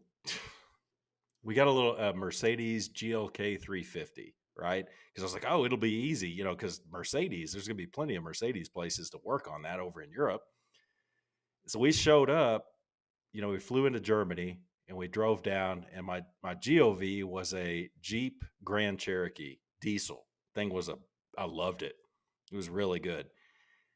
And as we're making our initial drive from Germany down to Slovenia after about a week, I was like, holy crap, there are a lot of big cars on the road. Bigger cars. You didn't see a lot of trucks, but you saw bigger cars. They are getting bigger cars in Europe. A BMW 3 Series in 2006 is one of the bigger cars on the road. That is barely a midsize nowadays. So my point to that guy, and I don't have time to explain this in 240 characters on Twitter. It's like, bro, times change. And if Europeans had their way, to Josh's point, fuel is expensive and all that. If the fuel went down, if Europeans had their way, believe me, brother, they'd be driving the Ford F-150 because that is a rare commodity. And people see the F-150. Our embassy had an F-150 that our service people used. And man, when that thing drove around, everybody wanted it. In other words, the Europeans wanted it. It's just, it's funny how times change. And like, we've been around the block a time or two. So, younger listeners out there, I mean, you got to look at things in perspective. Oh, Europe. Oh my God. Nope. Nobody wants a truck over there. No, bro. Everybody wants a truck over there. Everybody wants to be that guy. And we're fortunate enough to have been born in a country where people like me and Roger can have extended cab giant trucks because we still have our testicles and they haven't been removed. You go buy a Chinese Jeep or whatever in one of those Jap cars. No, I'm bragging on Josh. I'm a Toyota guy myself, but I don't know, that one kind of made me mad. And I love that meme that Josh was saying, I pity you. I don't think about you at all. I love that meme. So Roger, I mean, so your time in Korea, that was probably in 1980, 86. You know, Whatever, dude. you think you Whatever. Now, what's funny about the truck thing is, and like, no kidding. So again, it makes you wonder: is it coincidence or is it like some big media push? Because our town actually posted an article today, and they were talking about the sizes of vehicles, and it's just, and we didn't talk about this earlier. So for listeners out there, this is the first time I'm hearing Luke talk about this. But they were talking about the size of vehicles, and this is one of the reasons I love the city I live in, because most places back east are getting smaller and smaller because land prices are going up. You're trying to make better use of the space, yada yada yada. And the town that I live in, the spaces are actually getting bigger. And what I mean by that is, when you look at the average size, like the average length of a car is about 14 feet, give or take. Trucks are getting bigger and bigger, where you're pushing 16 feet, 18 feet, and maybe even longer. And what you have to account for is the size of your roads, the size of your parking spaces. Like, I can tell you, when I take my truck back east, and this is what I hate when I'm pulling the camper back east, is it's not really built for diesels. And it's everything from the parking spaces to just driving on the road. I mean, I park at a parking space in the grocery store back east, and half the ass end is hanging out. But it's one of the things, one of the reasons I love the town that I live in is, like, hey, it's a big truck town. There's a lot of farmers out here. There are a lot of ranchers out here. Like Josh mentioned, I mean, there's a practicality to it. Okay. And granted, some people just own a truck because you like a truck. Hey, guess what? That's why we live in America.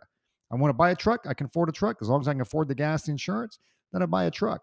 But we're actually making more space and accommodating for the larger vehicles out here, as opposed to some of the places even back east, where as you drive your Teslas and this and that, it's smaller and smaller spaces. And some of it's just economy, right? Again, going back to how much space is needed, uh, land values, and trying to get more. If I can get that extra parking space, it's an extra customer that's able to park here or whatever. But it's a pretty interesting note.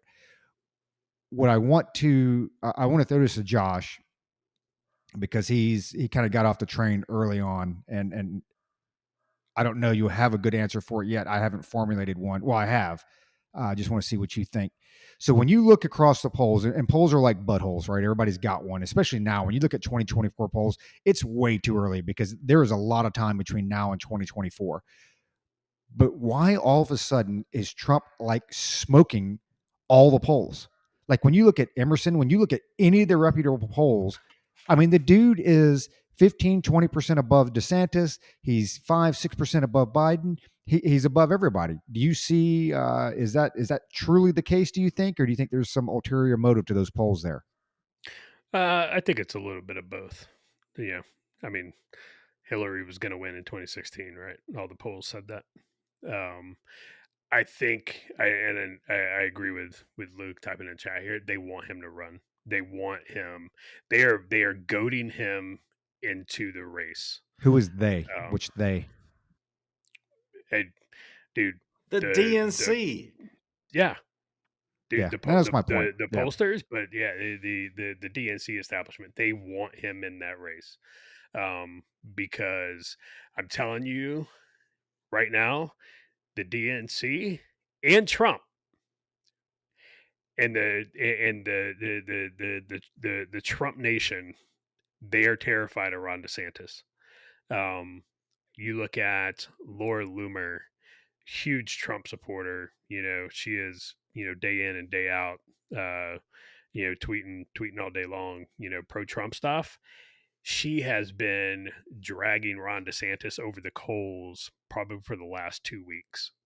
Um, and you think about it, you're just like, man, it's like, one, obviously Laura Loomer doesn't have an official position in any Trump organization or anything like that, but man, they are, you know, she she's so closely associated with Trump that she's not speaking for him, but a lot of his base follow her and take her as the gospel on a lot of things, and she is dragging Ron DeSantis.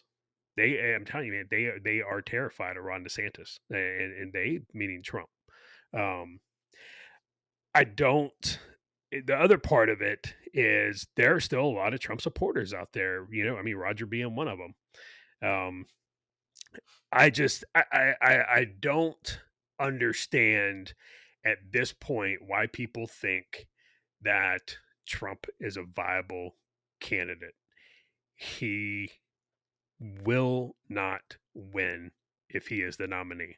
It will be Gavin Newsom because I don't believe Joe Biden's going to rerun after this in 2024. It's going to be somebody like Gavin Newsom, and Gavin Newsom will not beat Trump. Will not do it. Or I'm sorry, Gavin Newsom will beat Trump because Trump is so unlikable at this point. He's so unlikable. He won't shut up about 2020, right? Even when he showed up here in Fayetteville at the Diamond and Silk funeral, um, you know, he used that to talk about how the 2020 election was stolen. And you're like, dude, you have got to get off that. You have got to get off that.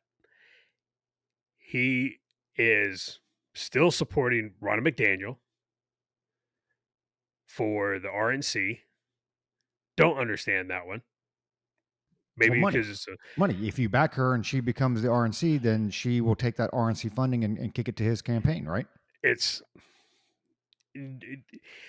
Trump can't run that he's the anti-establishment guy anymore.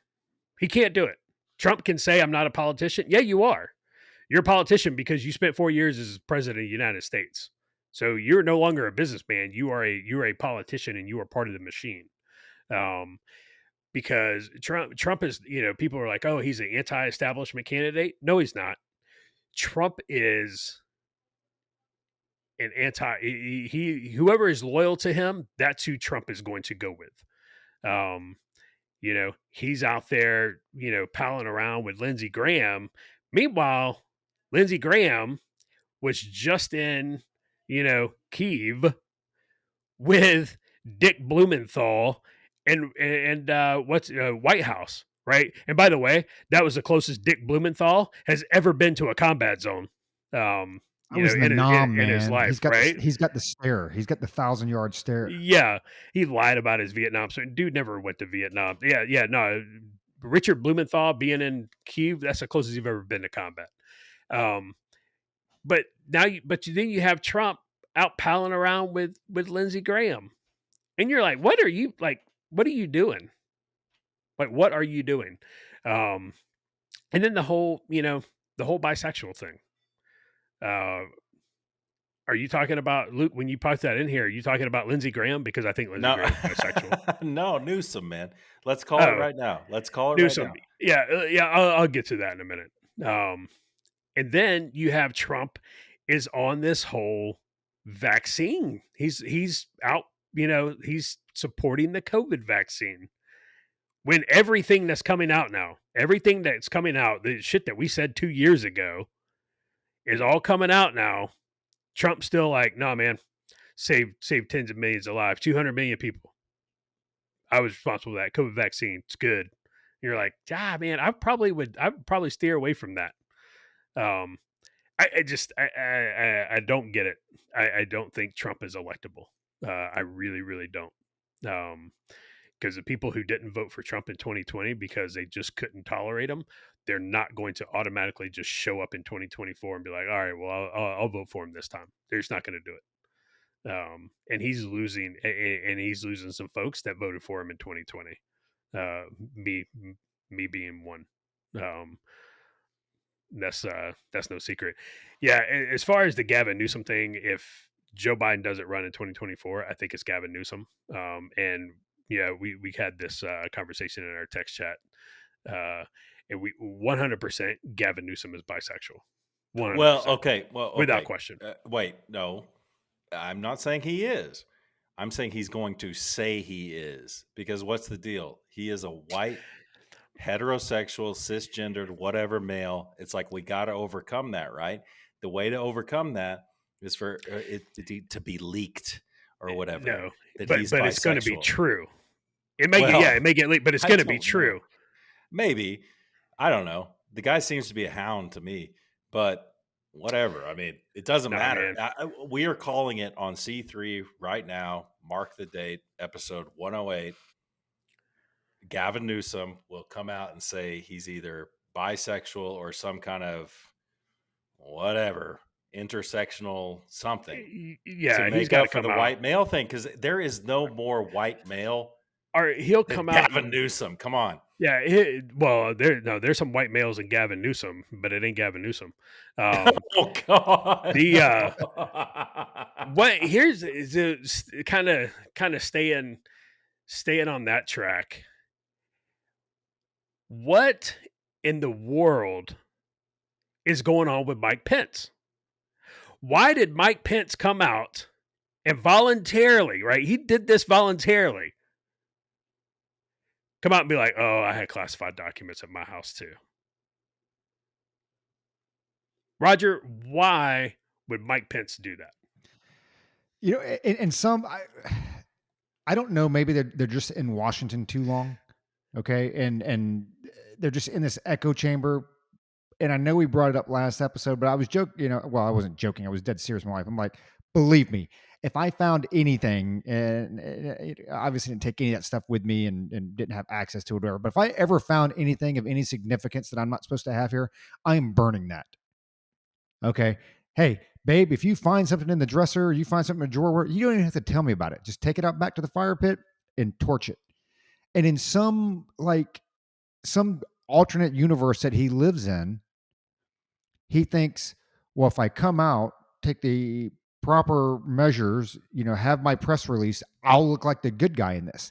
And I tweeted this as well. Look, I don't care if you did it by accident. I don't care if you're being transparent. I don't care if you're cooperating. That doesn't mean that what you did wasn't illegal. It doesn't mean that what you did wasn't wrong. Hey, I murdered a guy, but I'm cooperating now, so everything's all good.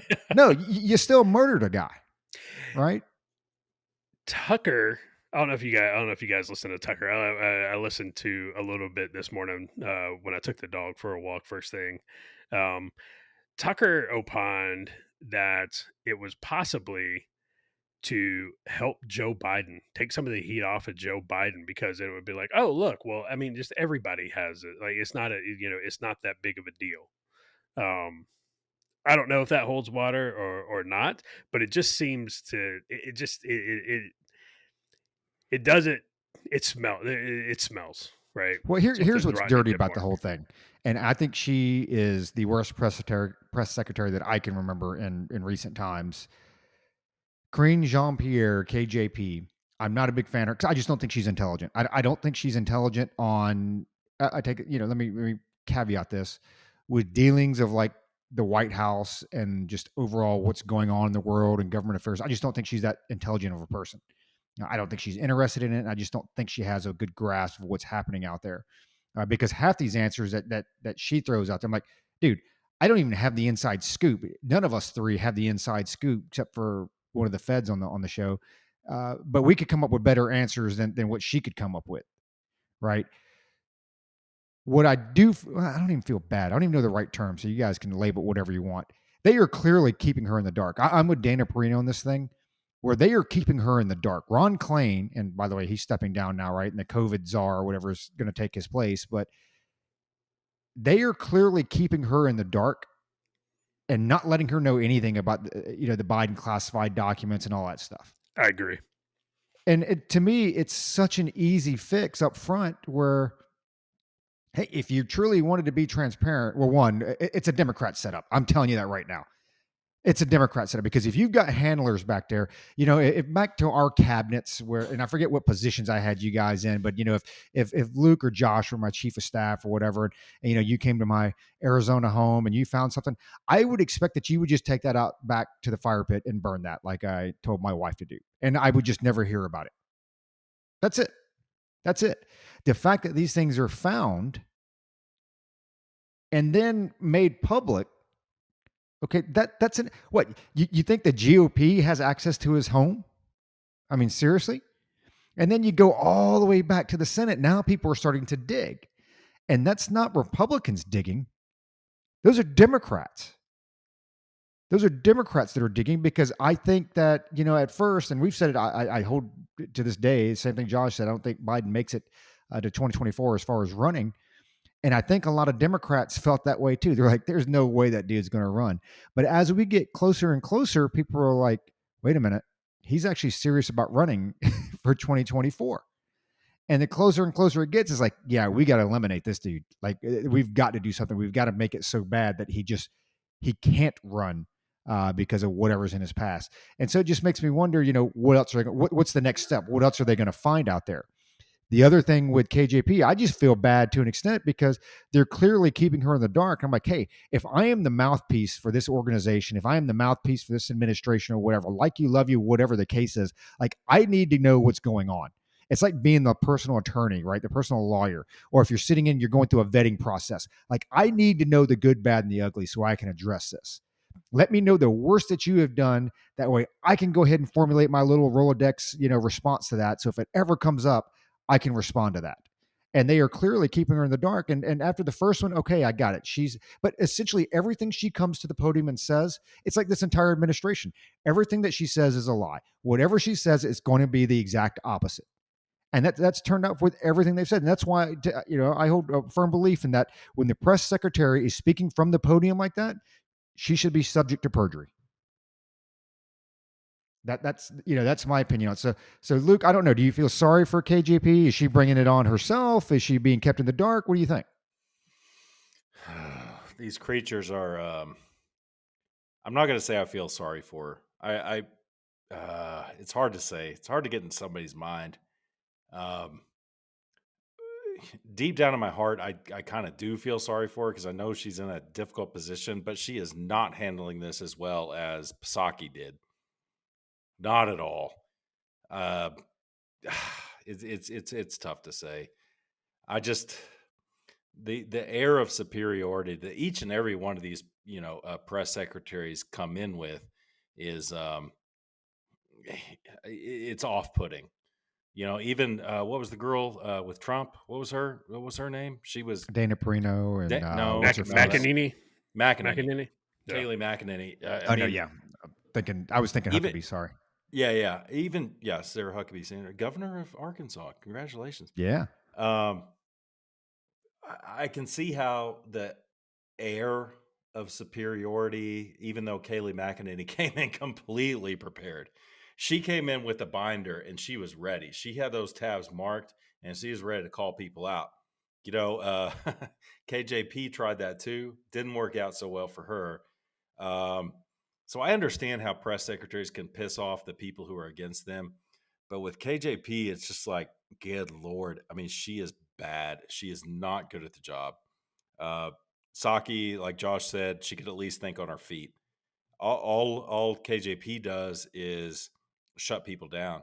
And when you're shutting someone down from the press secretary position, you're shutting down the entire nation is what you're doing. Everybody on the left, the 82 million or however voted for Joe Biden, they're like, oh, heck yeah. But the rest of us are just like, yeah, you probably should have answered that question or at least made an effort to do that. There's been a lot of good questions. Go ahead. This is karma, though, right? Because go back to like with the whole Trump thing, from the president's office. Why even make a statement? Oof. Why even address it? Just let it play out, right? Why even say that? That's why I don't feel bad in a sense, because this is karma coming back around. Because had Biden not come out and made it, I take classified. I saw the joke, right? I take classified very seriously. It was supposed to be, I take classified period seriously. But why say anything? Because why just shut up? Because Biden's arrogance, his hubris, won't allow him to be quiet. He has to say something. He has to. Do you really think? I mean, honestly, do you think that his mind is functioning at that level? The ego. I think at certain points, yeah. Okay. I think it is because, you look at him when, and we've seen it constantly and you still see it when a reporter asks him a question that he doesn't like, he snaps. He snaps on him. Hey, so it's still working. Biden. Remember that? Nobody exactly. F's with Biden. That's exactly it. Yeah. So it's still working on some level at that. And it's just, his level of arrogance is off the charts. It's off the charts, and in my opinion, the level of corruption is off the charts too. And maybe in a future episode we can get all Alex Jones with it. But I mean, some of this stuff that's going on, we always return to this. We don't want to be the black helicopter people, But when you talk about Hunter Biden's laptop and the FBI getting involved in Twitter and New York Post getting shut off of Twitter, it's like, how am I not supposed to believe that there's something going on here? And it's like, here's where I would like to believe that I am better than someone like KJP. It's like, if I had to go against everything I believed and support someone and speak for someone, I would like to think that even though it would benefit my career, I would not do it. You know? Yeah. No, 100%. And I want to kind of dovetail off of that real quick before we finish out. So we all know that Charles McGonigal got charged and arrested. He was an FBI agent on the New York counterintelligence lead. He was one of the FBI agents who brought the counterintelligence investigation along with Strzok against Donald Trump for, supposed collusion with Russia in 2016. He was arrested for colluding with Russia. But when you talk about the Hunter Biden laptop, right, the emails in the Hunter Biden laptop talking about China, Hunter Biden's that one specific email where he was like, quote, the effing spy chief of China.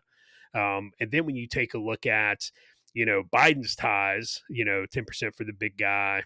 And then Biden's ties back to where the first batch of classified documents were found at the university. What was that? University of Pittsburgh, University of Pennsylvania, Penn. Penn, in the think tank. They were the ones who lobbied to get the Chinese investigation task force of the FBI shut down. China donated tens of millions of dollars to the university and stuff. All of us have seen counterintelligence investigations open based on less evidence. The fact that there is not an open counterintelligence investigation, or maybe there is, and they're doing it the right way and not, announcing it, unlike they did with Trump. But the fact we've opened them for less, and you can't tell me that there's nothing there at this point. Now that people are coming out and they're like, oh yeah, by the way, the Hunter Biden laptop is real, stuff. You will never ever convince me that there is not some serious counterintelligence concerns with the current president of the United States. Yep, absolutely agree. And I think my last piece, and I'll throw it over to Luke for him to close us out. So we've had McCarthy now. Where this is January 25th, so he's been in for about 3 weeks, and I love what he's done with Swalwell and Schiff, kicking them off the House Intel Committee. That is the one. So everything else you have to be voted off, right?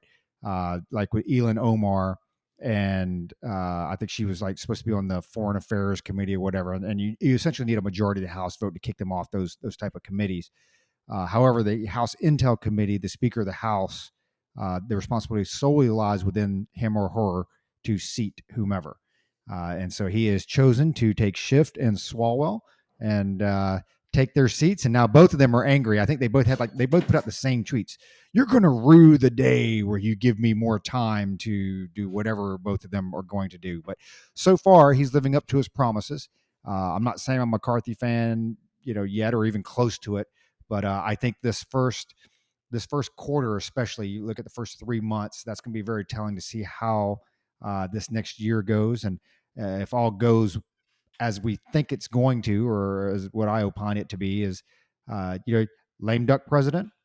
I'm eager to see the investigations start to open up. I'm eager to see the subpoenas come up, and hey man, be transparent with everything. And I think when you look at January 6th, I want to see everything. I want to see all the videos, because the Speaker's house, or a Speaker of the House, is excluded from FOIA, and so are the Capitol Police. And like, you truly, and I'm not talking about, I hate it. We do it as well, because January 6th, we conflate the two, but they're two separate incidents. There was the Trump rally, which was completely legal. It's a protest. It's a protected right, probably a right that a lot of the left wants to get rid of, unless you're Antifa and burning down Atlanta, along with the Second Amendment that they want to get rid of as well. But that is a protected right versus the 100 so people or whatever that broke into the Capitol or were let into the Capitol, or whatever the case is. point being, you really want people support. I mean, you want to get rid of the black helicopters. You want to get rid of the conspiracies and this and that. Sunlight, brother. Open it up. Hey, this is what happened. But I tell you, I have seen enough videos of police officers opening gates. I've seen enough videos of police officers opening doors. I've seen enough videos of Capitol Police giving high fives, shaking hands, giving the hand gesture to people coming in, that I'm like, if there were 1,000 people out there and it's one guy or gal, I get it, because you're scared for your life, yada, yada, yada. Okay. That's not what I saw in a lot of these. Now, granted, there's snippets. Okay. So the context is extremely limited, but Josh typed it up. The best disinfectant, right? Sunlight, open it all up. You want to get rid of all that stuff. Just shine some light on it. Shine some light on it. Make it transparent. Put it out there and let people decide. The last thing before I throw it over to Luke is the CDC and the FDA identify preliminary COVID-19 vaccine safety signals for persons aged 65 years and older. So this is from their website. So we shouldn't be taken off YouTube or anything, because this is from the CDC's website. So it's dated 13 January 2023. And they basically give, hey, there's side effects that happen all the time, yada, yada, yada. It may or may not be linked, whatever. And then I'll read this real quick one. Following the availability and the use of the updated COVID-19 vaccine, CDC's vaccine safety data link, a near real-time surveillance system, met the statistical criteria to prompt additional investigation into whether there was a safety concern for stroke in people aged 65 and older who received the Pfizer COVID-19 vaccine.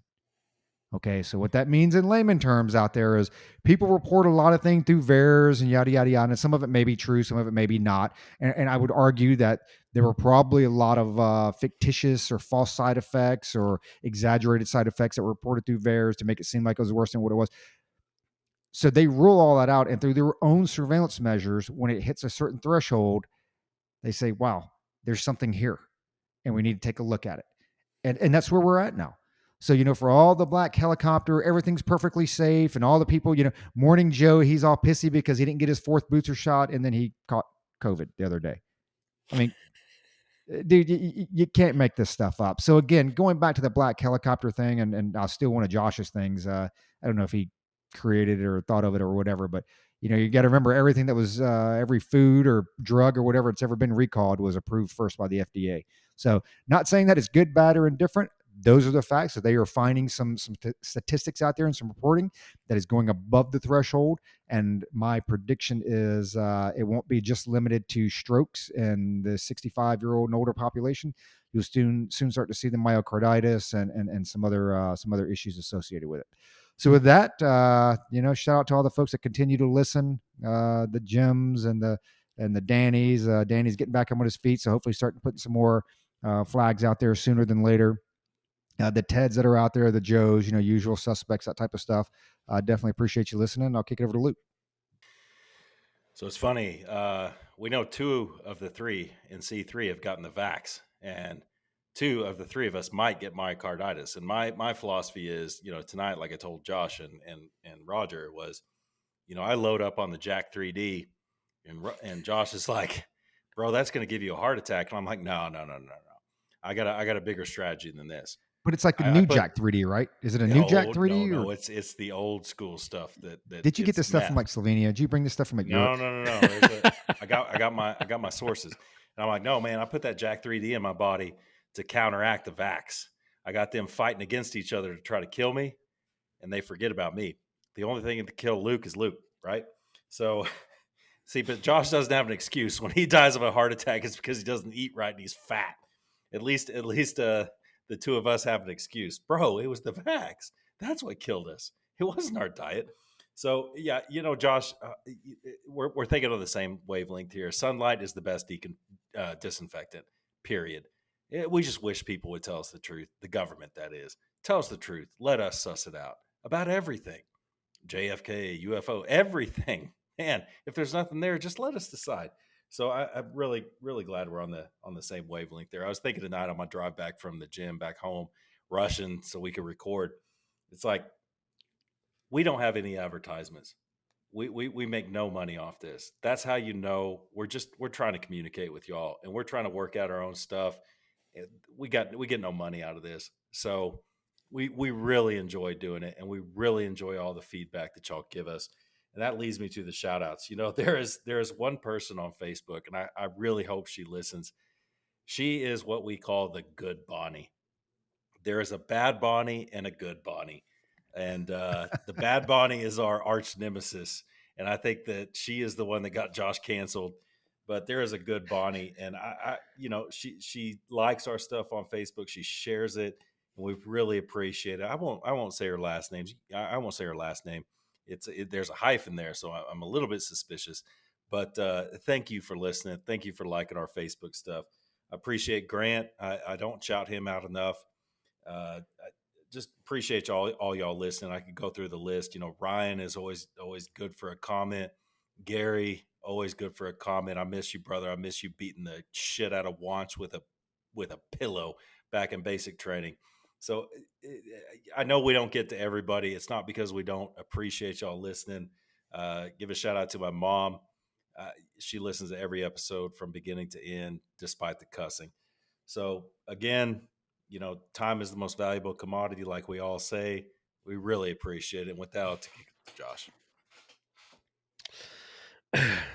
Yeah, no, we definitely appreciate everybody listening, and I definitely appreciate Luke spreading my health information out there for everybody. HIPAA be damned. Well, see, it's not a HIPAA violation because you're not a medical professional. So there's a lot of what a lot of people don't understand about HIPAA.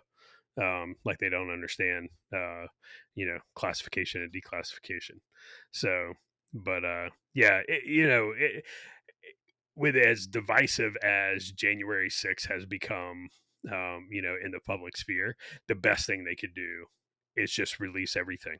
Release everything. That is the 100% best thing you can do to get back on I don't know the road to healing, because I don't think that's ever going to happen. But it would go a long way in transparency, and then you wouldn't have those. Maybe the next time you don't have people feeling that they need to go storm the Capitol. Whether they were let in, did not let in, we don't know.